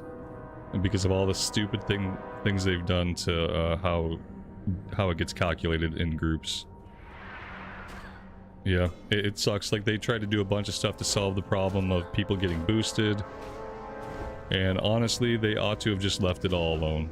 They should have tried to come up with another way to prevent people being boosted through, but here we are.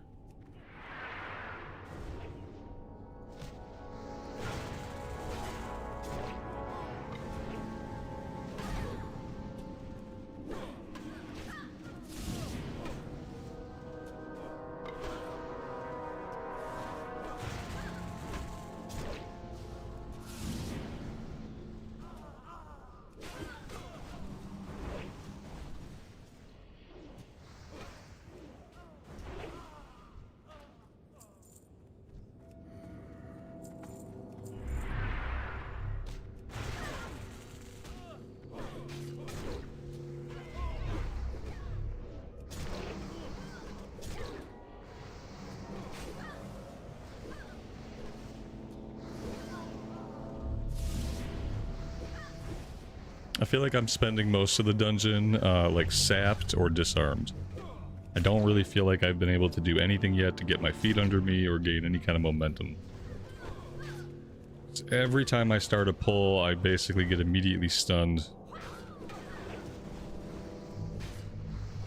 And then by the time I'm out of my stun, like, threat is all over the place and I don't have really any opportunity to pick it all back up.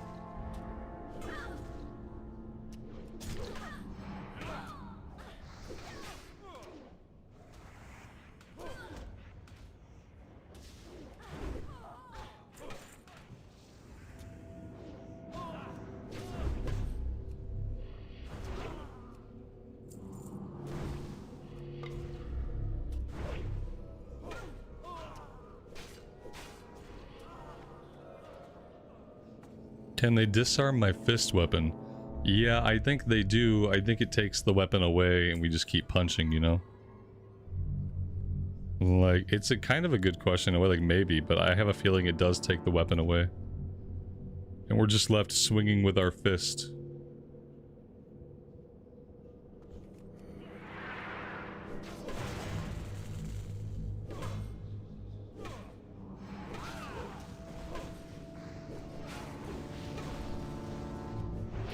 Right now I have the sword on. I wasn't sure if I had the right skill with the fist weapon to be hitting consistently. It's also a fast weapon. Like, if I'm doing sword and board, I don't know if I want a fast weapon.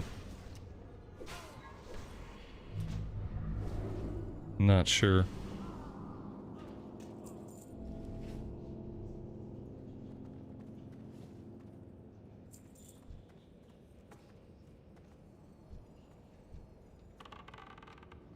I'm gonna pull these guys out.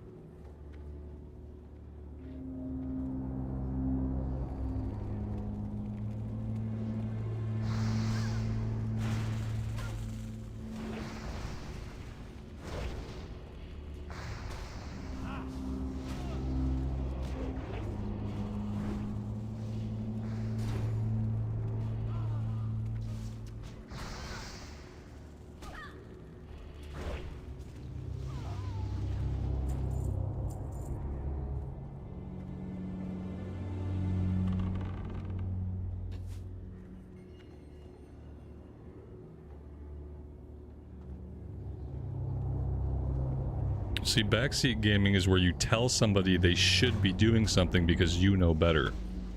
Asking a question is fine. It's always fine to wonder.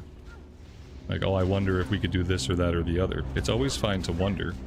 But wondering is completely different than backseat gaming, yeah. But the kind of backseat gaming I don't like is when someone tells you to do something based on their presumed knowledge. Like, I know this thing, I don't think you know it. I'm gonna tell it to you because I don't think you know it, and you should do what I say. That's backseat gaming.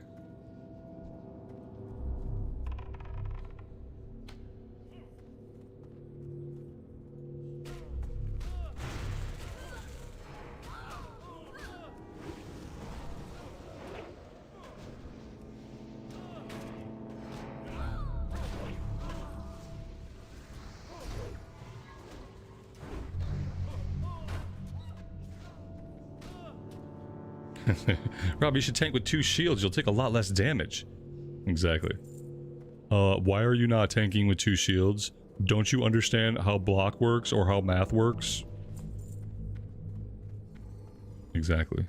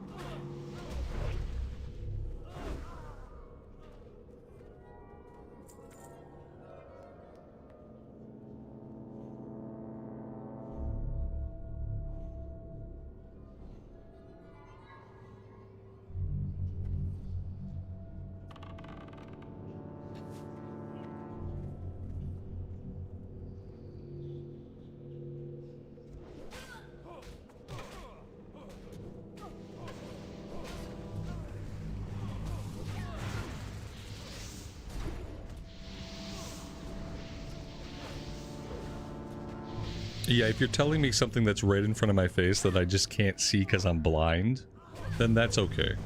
Yeah. And that island was a good case of that. Like, it was marked on my map. I just couldn't see it. And so that was fine.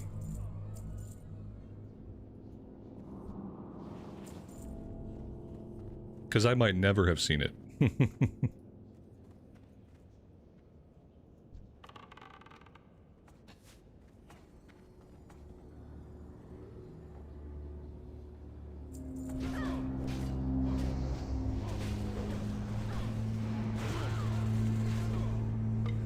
Wind Fury is nice to have as a warrior, but it's also why we need to have shaman tanks.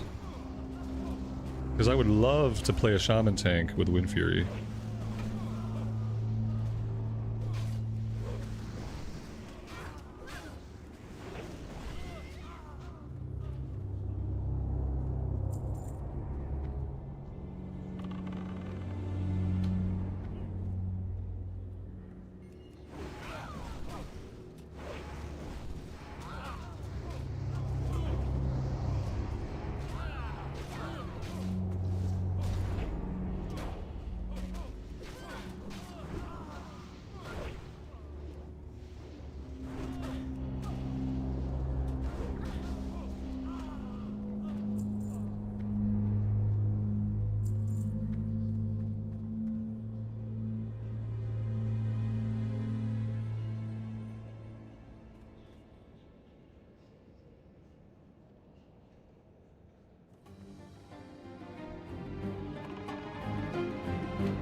You will not defile these mysteries.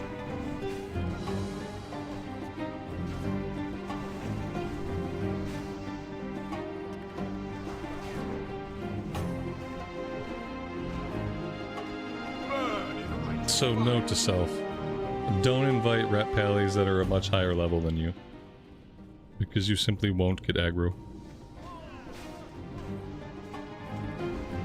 Well, there we go, we had aggro for a split second. Yay! The rod and the shoulders.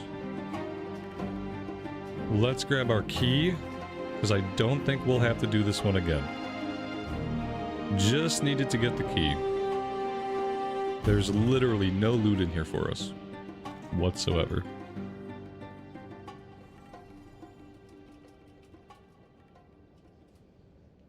And that is that. We got 1 minute and 9 seconds on our Hearthstone.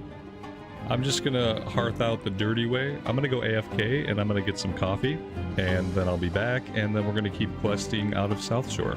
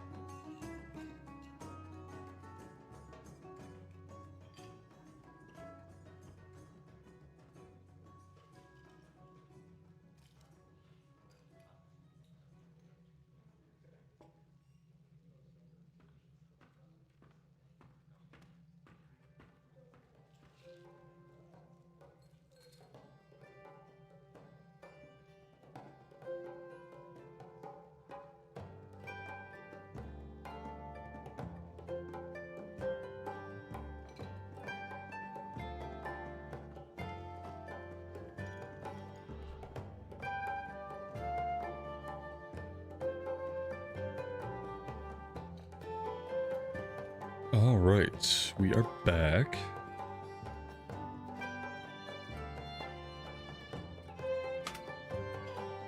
I don't think we'll need to do any other dungeons until we can start doing Armory.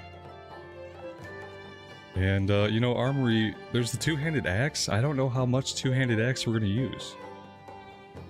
If we get it, maybe we use it for a bit, but we are in Fury, and we have spec'd into dual wield a little bit, so I don't know. Let's see, what are we working on? Murloc heads, turtle meat. What loadout do I want to go with? I think I will go back to sword in one and fist in the other, or we can do axe. Axe in one hand. And then we can do fist in the offhand. Let's do that for a bit.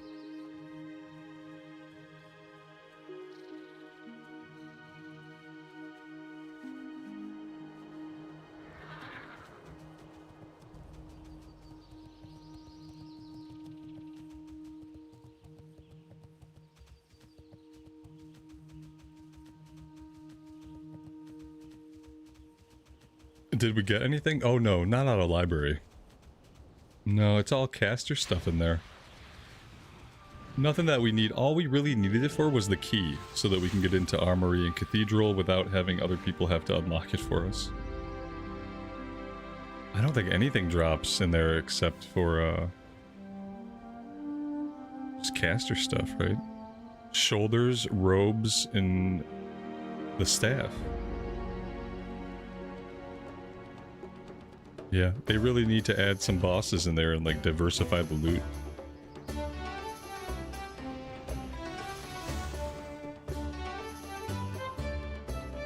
Maybe for Classic Plus we can see an expanded library. Expanded graveyard, expanded library.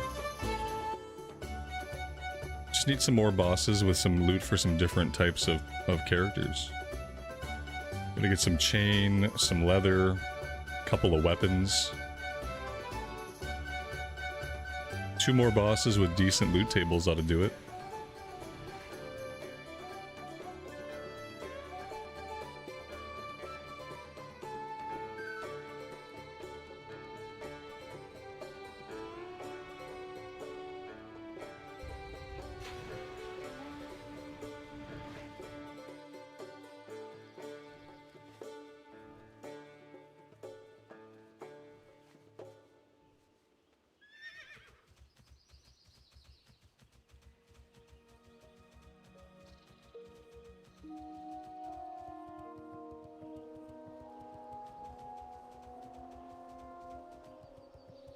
I wonder if they added a bunch of recipes to professions for TBC that didn't exist in vanilla. It's cool that you can craft an upgrade for the robes of Aragorn. That's actually really good. It's powerful crafting.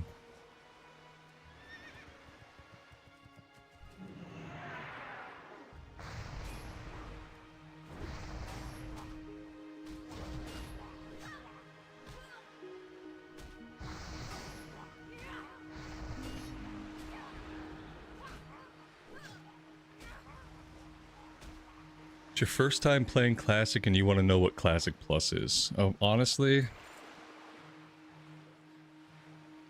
Oh, wow. Google AI is going to give you a better overview than I could. Classic Plus is a version of the game imagined by fans for decades where we stay in Classic era, but we get more content. Classic Plus is also something different for everybody. Everybody that you ask on an individual basis, like, what is Classic Plus? Everybody wants it to be something slightly different, and so it's too big of a question just to answer. Especially if you don't have a background on World of Warcraft. It's hard to encapsulate. If you don't have any background with WoW, then like Classic Plus means nothing. Because Classic Plus is just a different version of a game that's already new to you. It would be a new version of a game that's already new to you, and so it means basically nothing.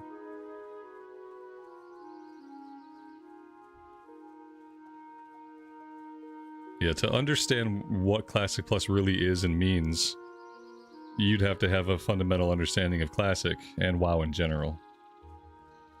But the good thing is there is no real Classic Plus right now, so you don't have to worry about it. And if Classic Plus ever does become a game, and then the shape of that game, the content in that game, then everyone will know, because we'll all be able to go play it together. So all you really need to know right now is that there is no Classic Plus. And when there is a Classic Plus, then you'll get to play it if you want, and you'll get to see what that's actually about. But for right now, there's really nothing I can say that could help.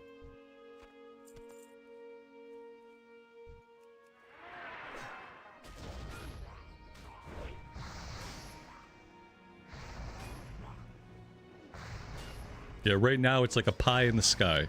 We don't even have to worry about it right now.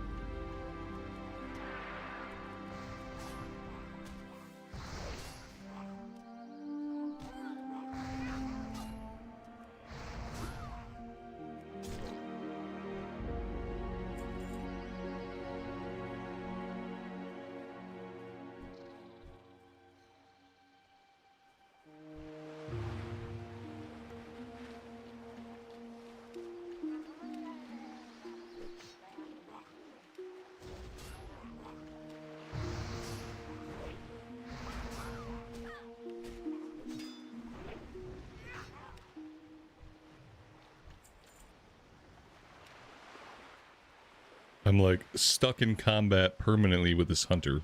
Oh, there we go. Like, I would like to be able to charge. Thank you.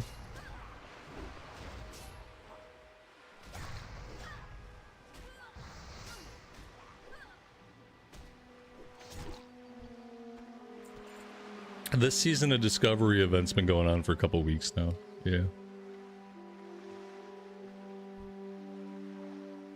It's all community based. Just a bunch of different communities decided they wanted to do it. But that's been going on for a couple weeks.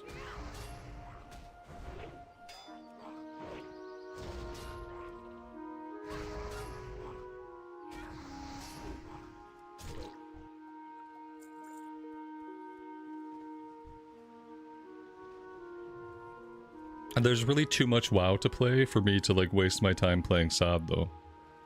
You know, like I got lots of stuff I want to do in TBC and I have stuff I want to do in retail. And between those two things, like that's all my WoW time. I really don't have time. Even if I was inclined, even if it seemed interesting, I don't have time to play SOD. It's like, I just don't think it's worth my time. There's so much to do. Like, I'm not hurting for things to do, you know? That's the weird thing, is like, we're not in a slump of WoW content where we need to, like, fill our time with made-up things. Like, we got plenty of actual WoW to play. Now, granted, Mista Pandaria is kind of a dead game, so, like, that leaves a little bit of a gap, I suppose. But we have lots of stuff to do.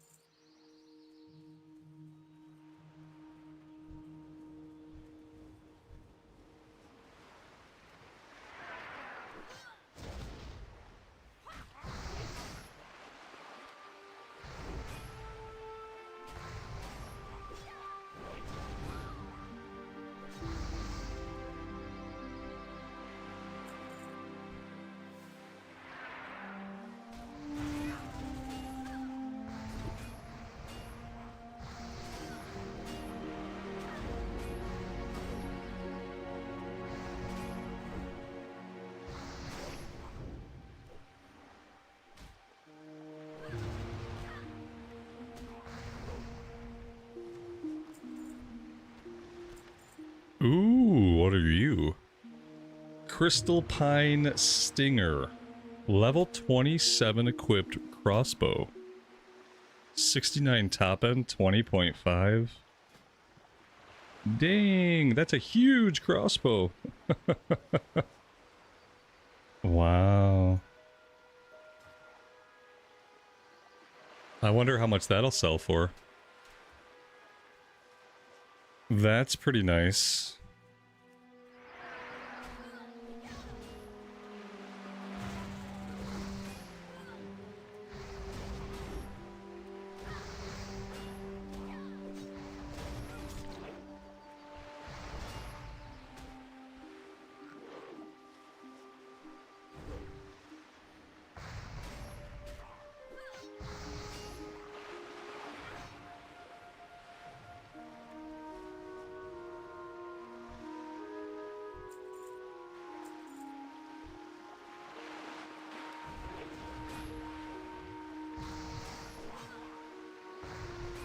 Not many crossbows on the auction house. Yeah, I don't know. We'll have to check.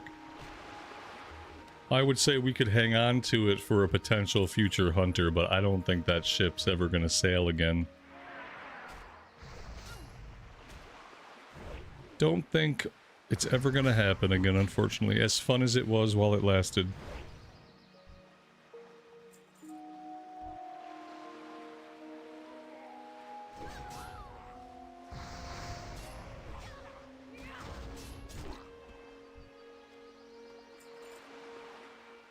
Alright, that is 10 out of 10 for the Murloc heads. Let's take this one back to town, and then I think we're going to work on the turtle meat quest.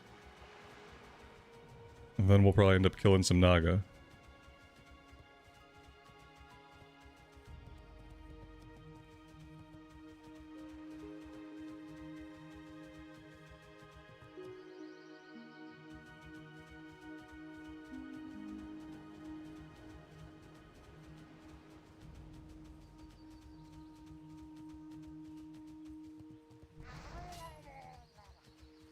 If I play a hunter, I just have to do a members only stream. That could be an idea. Like, if you want to backseat game me on the hunter, you have to pay me money to do it, type of thing. I don't know. If I ever go back to doing the hunter, then I have to absolve myself to do all the stupid hunter things, you know? Like, I can't just go back and do it the same way I already did it. That's like, you know, the definition of insanity. So I'd have to, like, absolve myself to making this, like, whole hunter plan. I don't think I'm ever gonna have it in me again. Like I said, it was a lot of fun while it lasted. Very, very much an unexpectedly fun playthrough. Until it wasn't. And then it wasn't.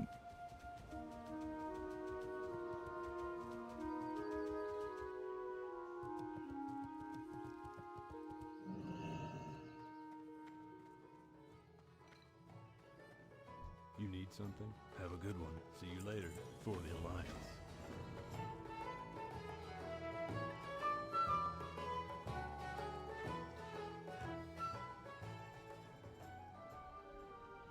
Yeah, we could try a lock. That's true. We still have the lock to play someday, and I will. I do want to play a warlock eventually. See you around. Be careful. I don't know what kind of warlock it's going to be,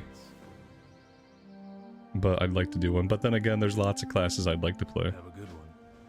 I'd like to do a warlock. I'd like to do a shaman. I'd like to try to get a druid leveled up, even though I know that's like probably impossible for me. I'd like to give it a shot anyway. Yeah, lots of stuff I'd like to do, but I only have so much time to play.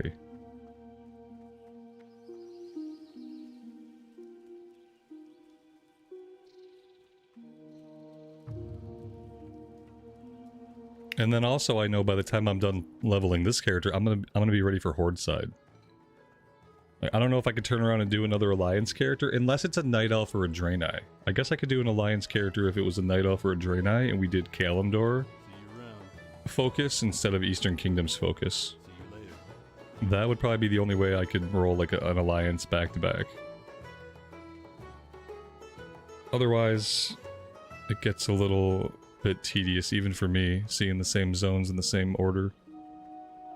I like to see some different stuff. Alright, let's go after the turtle meat. The turtle meat quest has been dropping really fast. It used to be a big long grind, but the last couple times we've done it, it's happened really quickly. We'll grab Costly Menace, which should be for the cats. Mountain lions and hulking mountain lions to the north of us. Oh yeah, we're gonna finish the warrior. You know, as much as we finish things. I'd love to see it hit 70. I don't know if it does anything after that.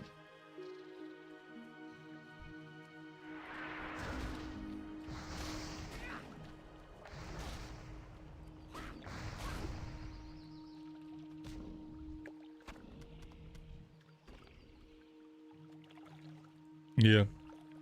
Yeah, it seems weird, but that's how you gotta play it. If you want to play the hunter, you have to go do those hunter things. If you really want it to be successful, you just have to play it by the book. And like, I kind of hate that kind of stuff. Because I'm not a big fan of pets to begin with. And so for the pets to be such an integral like focus of it, and for you to have to do all these very specific pet things, and like you can't just pick the pet that you like and play with the pet you like it just... It was really fun, and then for some reason, like, it was really fun with the vanilla content, but then it just got less and less fun in Outland. But vanilla 1 to 60 was nice. I felt like we were able to do 1 to 60 basically how we wanted to.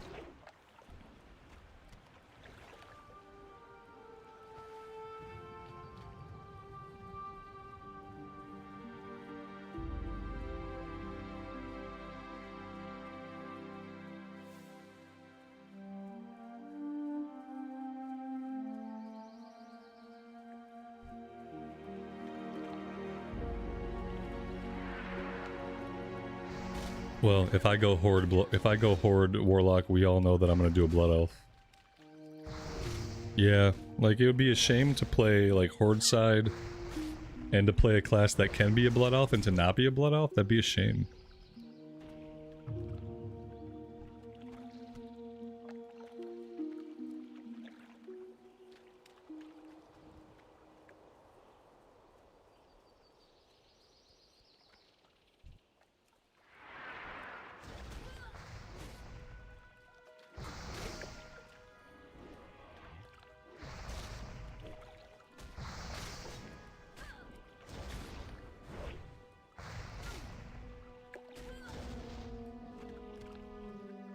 Yeah, see, look at that. 10 out of 10 already. I kind of missed the turtle grind. I feel like I should maybe kill a little bit more. We're going to be able to cook this. And that's going to be the main source of our skill ups, I think, to get us to 225. Yeah, I think turtle meat's going to have to get us to 225. So maybe I should hunt some more of these guys.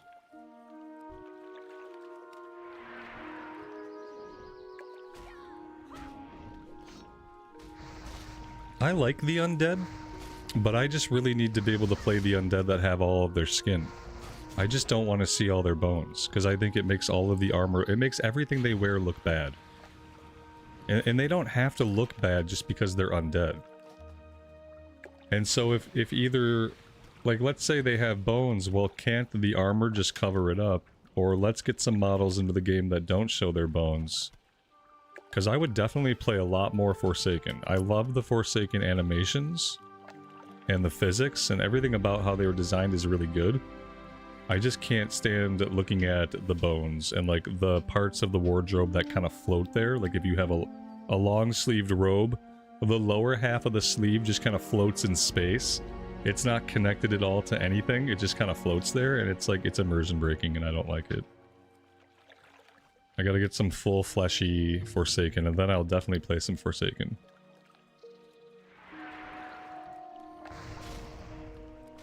Classic Plus.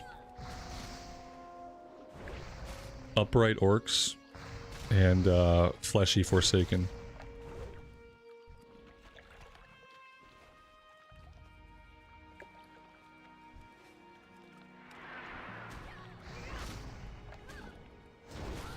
An Orc Warlock would be okay if they fix the wand animation. Like, I don't know if they ever fixed the wand animation for the Orcs.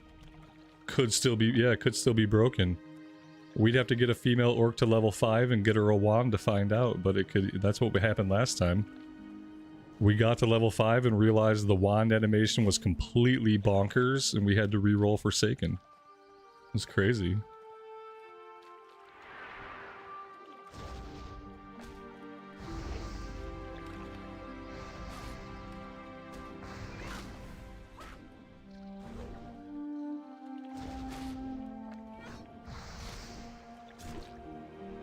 It's not a zombie, it's a Forsaken.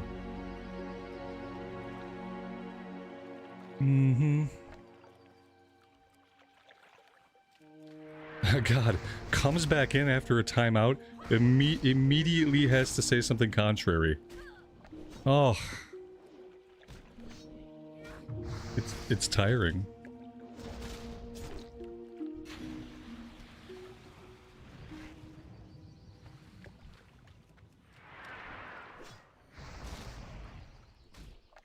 Sometimes I feel like some people, the only way they know how to communicate on the internet is to come up with contrary stuff to say. To listen to what somebody says with the expressed purpose of coming up with a contrary thing to say back to them. Like, I sometimes get the feeling that this is simply how some people communicate.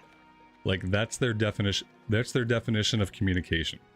I will wait for someone to speak and say something, and then I will think of a contrary thing to say, to attempt to negate the thing they said. No matter what it is. Doesn't matter what it is. My goal in this conversation is to negate everything you say. God, it gets tiring. Oh. And it's like, what am I supposed to do? Like, I can just ignore it, I can keep responding, or I can kick. And then I just, like, no matter what I do, I'm gonna feel bad about it, but I have to do one of them. Oh, nothing. You didn't miss anything important. Just someone I put in a timeout for continuously being contrary came back from their timeout and immediately just said a pointlessly contrary thing. And it's like, why? And then I just realized that this is probably just how some people communicate. I think that some people can only communicate in a conversation by... I don't know if it's supposed to be some kind of one-upmanship, or if it's just like a predisposition to be like contrary to somebody else's opinion. I don't know what it is. But boy, it's impossible to have a conversation with somebody like that. And after I've had to have too many of them, I just like I can't keep doing it. Yeah. Yeah, it's a shame. It's a shame because sometimes I think like, you know that old thing like your parents used to tell you, if you don't have anything nice to say, don't say anything at all. Like, that's not true. Like, I don't believe we should go in for all that. But man, if all you're doing to somebody is like negating what they said or arguing with what they said, like, that's not any good.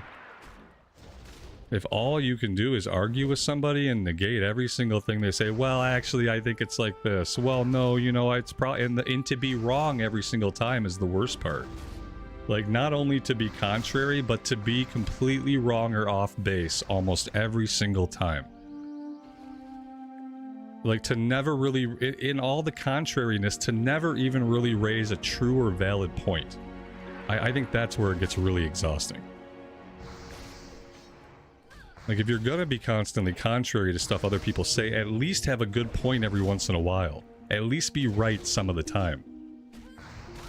But if you're gonna be contrary and you're gonna be wrong, like... why keep it up? Just chill out, just relax, just be quiet, and just enjoy being quiet. And then watch all these contrary thoughts you have, but instead of voicing them, just watch the contrary thoughts like you're watching clouds in the sky. Let them go. Don't try to hold on to the clouds. You have all these thoughts, somebody says something and you have, well, I'm gonna retaliate again. No, don't. Just don't say anything. Just have the thought, watch the thought like a cloud and watch it go away. And then on to the next one, and then still remain quiet. That's like your best bet. Isn't he the guy that called me a communist the other day? I don't know what was going on the other day. When I see stuff, like I don't read stuff per se, like in the sense that I will read all of it, but if I scan something and it has certain keywords and I think maybe we're getting political, I just put people in timeout. And I try not to ever really like read too deep into it. I just my brain's always scanning for keywords and like more for people's tone, like what kind of tone do you have? And I've had to time out a couple folks. But I don't really read the whole things, you know, because I don't want to do that to myself. I want to spare myself that. I'm selfish in that way. And Dave, you have this conversation with your 6-year-old all the time. Yeah, exactly. That's the thing too, is it's more, maybe it's more so annoying because I get this from my son, yeah, he was turning 11 this year, but he acts like a teenager. And it's the same thing with him. No matter what I say, he's got to have like a comeback for it that negates the thing I said. If I ask him to do something, he's got a reason why he can't do it right now. If I tell him he should do something a certain way, he's got a better reason for doing it his way. Like, and it's nonstop. And so obviously it's a childish thing, right? It's something that like obviously we have as children. Like a lot of people work through it, they get over it as they get older. Even when they have contrary thoughts, a lot of people learn to voice it in a different way or simply not to voice it at all because it's not necessary a lot of the time. But yeah, definitely like an immaturity thing that I totally expect from my 11-year-old, but what I'd rather not deal with all day in chat.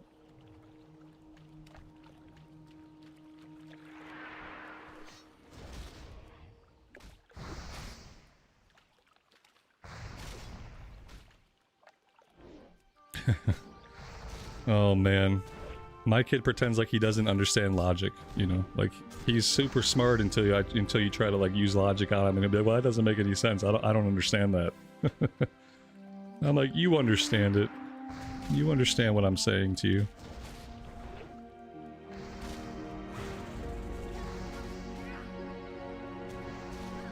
Alright, how much turtle meat do I have? I have loads of turtle meat. What I don't have is loads of bag space. That's what we're missing. I think I'm gonna get some more because we're gonna have to cook this anyway. Although I don't think we can go much further. I think if we go any further we might stumble onto an elite dragon who roams these parts.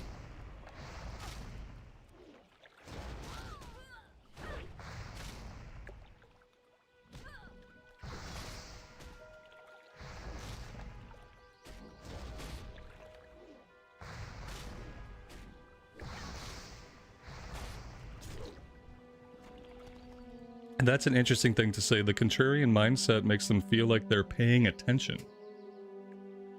Yeah, it's like that's control in a way, because if I can come up with something to say, then isn't that what I'm supposed to do, right? Like, somebody said something, I can come up with something to say, and so I do. Because that's what I'm supposed to do in this situation type of thing. You know, it's like learned behavior. Like, look, I'm engaging.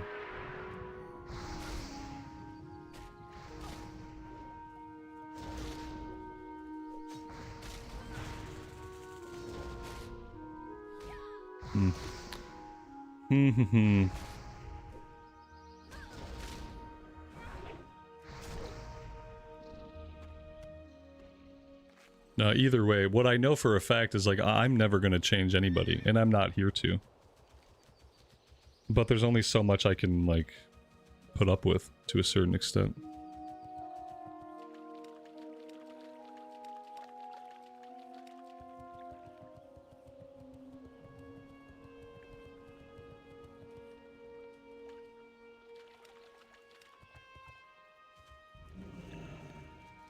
Alright, let's work our way back down to the south. We'll kill any more turtles that pop up. We'll get this one turned in, we'll do some cooking, and then we'll see what's next. We might be killing Naga soon.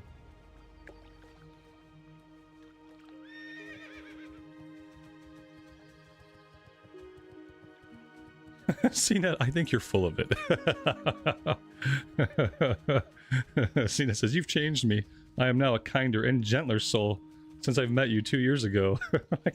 I think you're being facetious. I think if anything, you're more sarcastic and bitter than ever.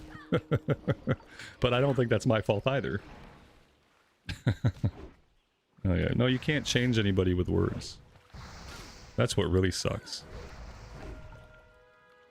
You especially can't change anybody with words if they're not looking to change. And rarely is anybody really looking to change. A lot of times we're looking to justify the way we already are. You know? But we're not often looking to change. And when we are looking to change, we've grown accustomed to this weird idea that we're the ones that are going to have to change ourselves. Like, if we want to change, we have this weird idea that only we are going to be able to do it. And no one else is going to be able to change us, so we're going to have to change us ourselves. And what I always wonder is, like, how can the thing that has the problem fix the problem? If you have a problem and you say, I need to change, and so you know you have a problem, how can the thing that's broken fix the thing that's broken? If you have a problem, how can you possibly fix it on your own? And at the same time, nobody really listens to learn, so, like, it's hard for other people to help fix either.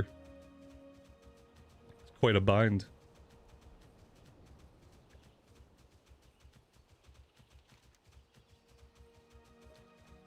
Change comes from within, maybe, but then I think, well, where's that?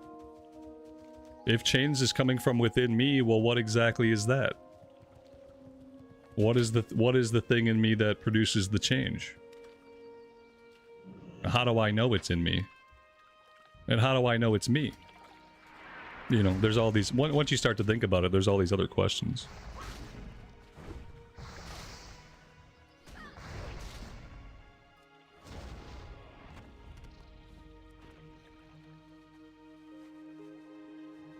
I know that when it comes to, like, Zen and Buddhism, to experience an awakening, like to experience any kind of awakening, or they call it a satori, to have a satori, a lot of times, like, you need a guru.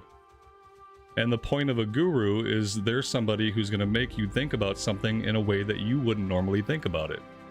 And the only way you're going to change is almost like as if you're shocked into thinking about something in a different way. Or if you're posed a question that, like, you can't possibly answer. And so that was really the only way that they would see, like, you could experience a satori, is that most people couldn't come to this awakening on their own. They needed to have a guru or a teacher and somebody who they can see as outside of them, and that would sometimes, through a series of question and answer of interacting with another person, question and answer style, like, that could awaken you. But I think it must be rather hard to awaken yourself. Or to really change yourself in any way.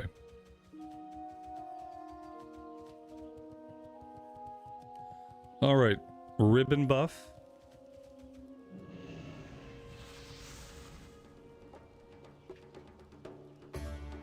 Sorry, all that was really beside the point, but sometimes I like to think about these things.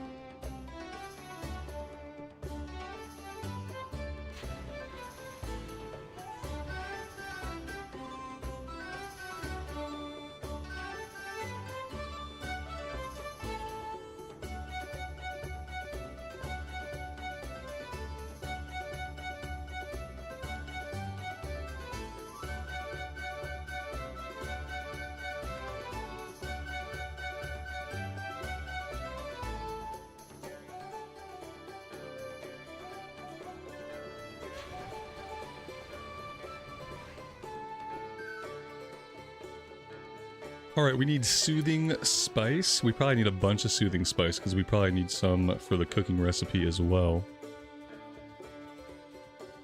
And that might cap our cooking. How are you? Let's see. Soothing spice. Oh, he has some recipes too. Oh, he has sagefish. Okay, let's get 20 of these, and then the one for the quest. Smoked sagefish and sagefish delights. Okay. Let's go ahead and we'll learn those.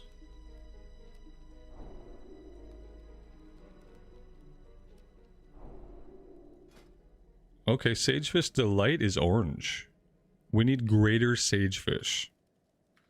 I feel like we can sometimes get that from the schools of fish here. Which I have not been fishing a lot of because my fishing skill is capped out.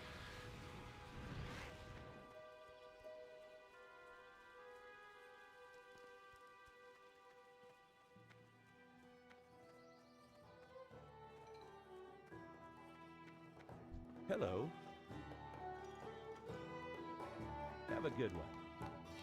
See you later.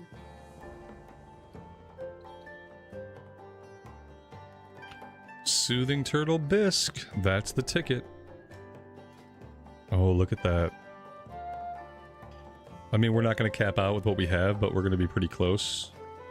And they drop so much turtle meat now. Like, every turtle we kill here drops so much meat. This is going to be easy to farm this up. And we can't go past 225 until we get down to Gadgekstan and we can do the cooking quest. So we're, like, capped at 225. We're going to be capped on most of our professions before we can technically continue those professions. Which feels really good. Super proud of this character for their professions.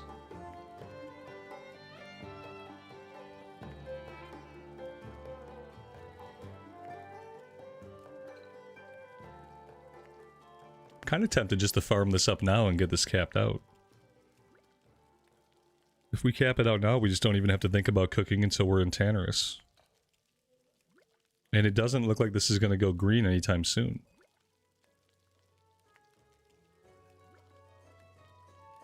If I go farm up turtles, and we get the next level that way, that might be enough meat to cap us out. We need 10 more skill points. I think we can definitely do this.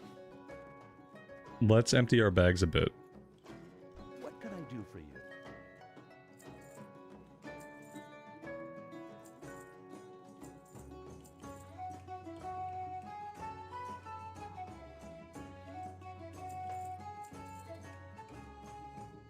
Safe travels.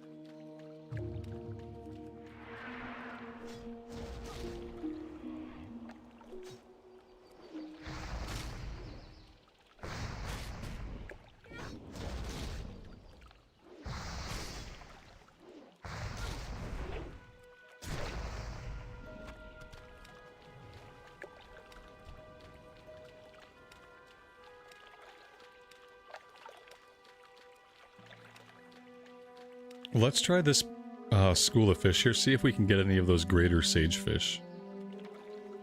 I don't know if we have to wait until Stranglethorn or if we can get them here. I have a vague memory of getting some of them here.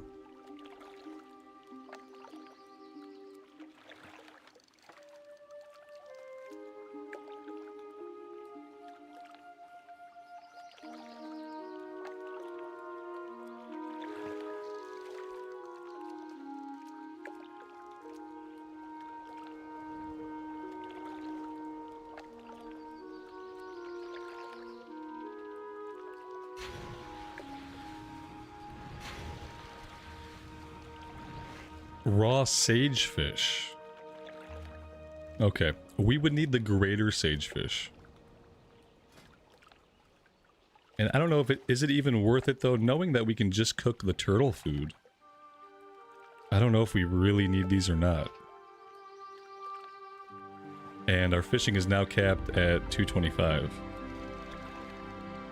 And yeah, these are regular sagefish, not greater sagefish. Alright.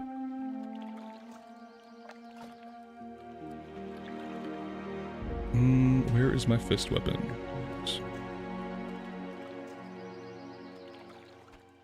Let's just focus on turtle meat for now.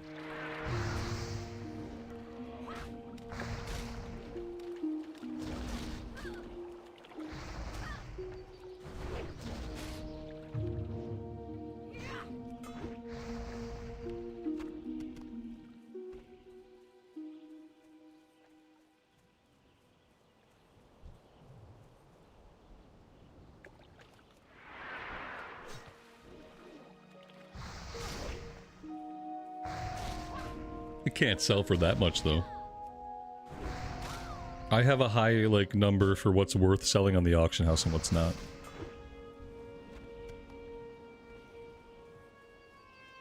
Like if I can't sell it for like 40 silver, if it can't get me 40 silver, I will rarely bother selling it.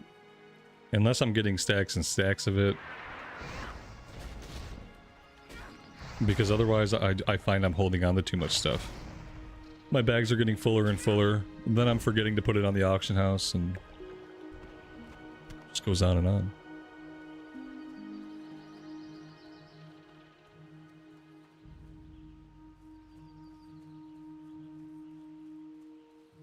Yeah, we're big Chiefs fans. We lived in Missouri for a long time. And we started to enjoy NFL while we lived in Missouri. And so, yeah, I've never gotten to go see a game. My wife has gone to Arrowhead to see a game, but I haven't gotten to see one.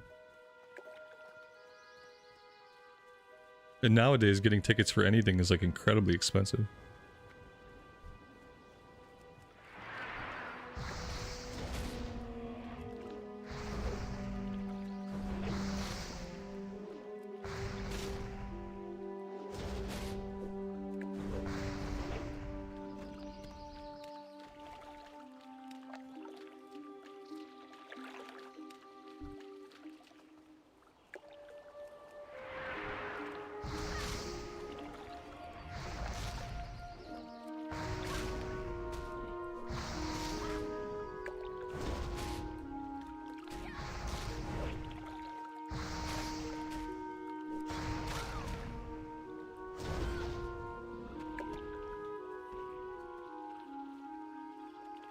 Yeah, they are building a new stadium. Oh, well, I don't know if they're actually under construction yet, but a new stadium is planned. I'm not sure if they've actually started. They could have.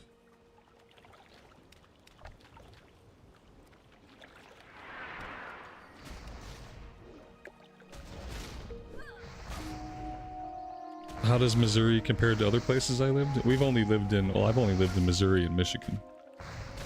It's incredibly different. Missouri is more like a jungle. Whereas in Michigan, we have lots and lots of evergreens. So as someone who spends a lot of time outside, it's a big difference. It's like you're either... In Missouri, you're hiking through what seems more like a jungle. And in Michigan, you're hiking through like a mix of hardwoods and pine forest. And then the climate is completely different. Like in Missouri, it's sunny all the time. In Michigan, it's cloudy all the time. In Missouri, there are hills. Everywhere is a hill. In Michigan, we don't get a lot of hills. Like you get some hills here and there, but... No, it's totally night and day different.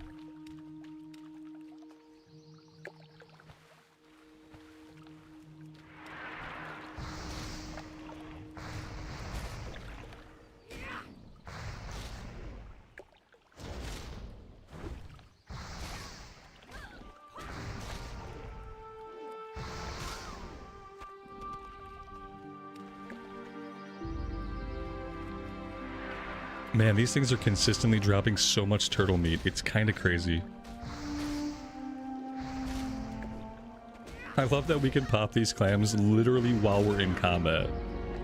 We're just killing a turtle while popping clams open. Oh yeah, no problem. I wonder if these turtles in particular drop more meat to help out with the quest. They never used to drop this much. It almost feels broken.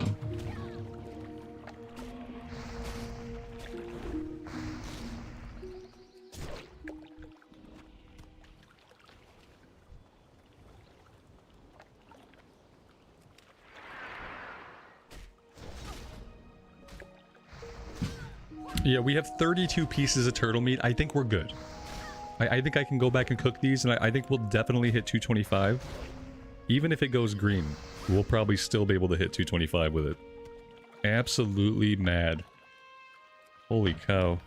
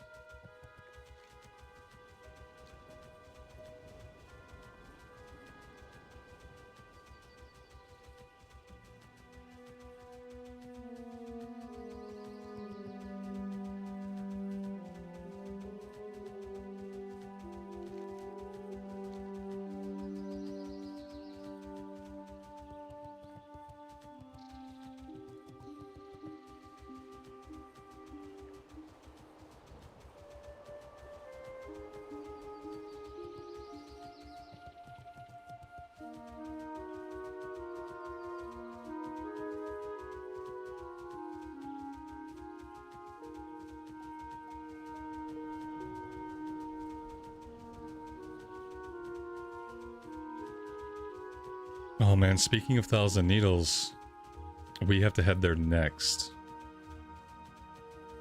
I probably should be heading there pretty soon. Well, then again, some of the quests in Shimmering Flats are like level 35 and 36. Hitting 34 would be okay.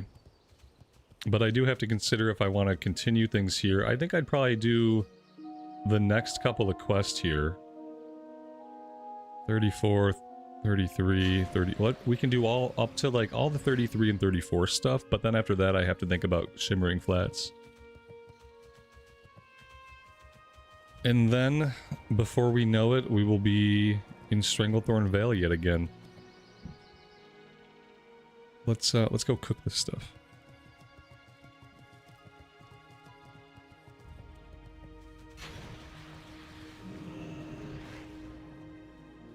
Hey there.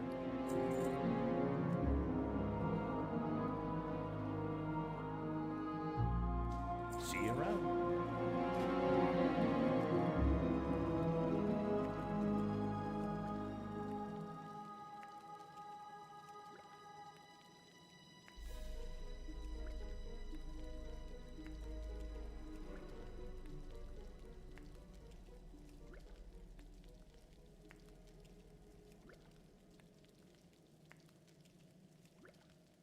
This is really nice. To have this capped at 225 at level 33, I feel very good about that.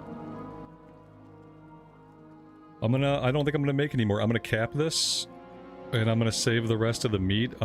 You know, I might put it in the bank, I might mail it to my bank alt and just hang on to it until after because we can still get skill ups off of that. We just have to wait until we can go to Tannerus and do the quest. I'll have to look up the materials we need, that way we can have them all, and then when we go to Shimmering Flats, maybe we can just swoop down into Tannerus and do the quest. The only caveat is maybe the quest has a character level requirement. Do we have to be level 40 to do that quest? I think maybe we have to meet a certain level requirement.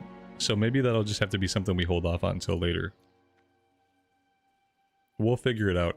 Guys, unfortunately, I am out of time for today. I have family in town this week, so I'm trying to spend as much time as I can with them while they're here, doing some fun stuff. So we might have some shorter streams. I owe you guys some longer streams, but it might be another week until we can get back to some longer 5 or 6 hour stuff. But I really appreciate you guys hanging out with me today. I had a really great time. I think the progress we're making on this character is still really smooth, and I'm excited to see what's next. I'll be back on tomorrow. Thank you guys for being here today. Hope to see you then. And until then, take care of yourselves, take care of each other, and we'll see you somewhere in Azeroth again very soon. Bye for now.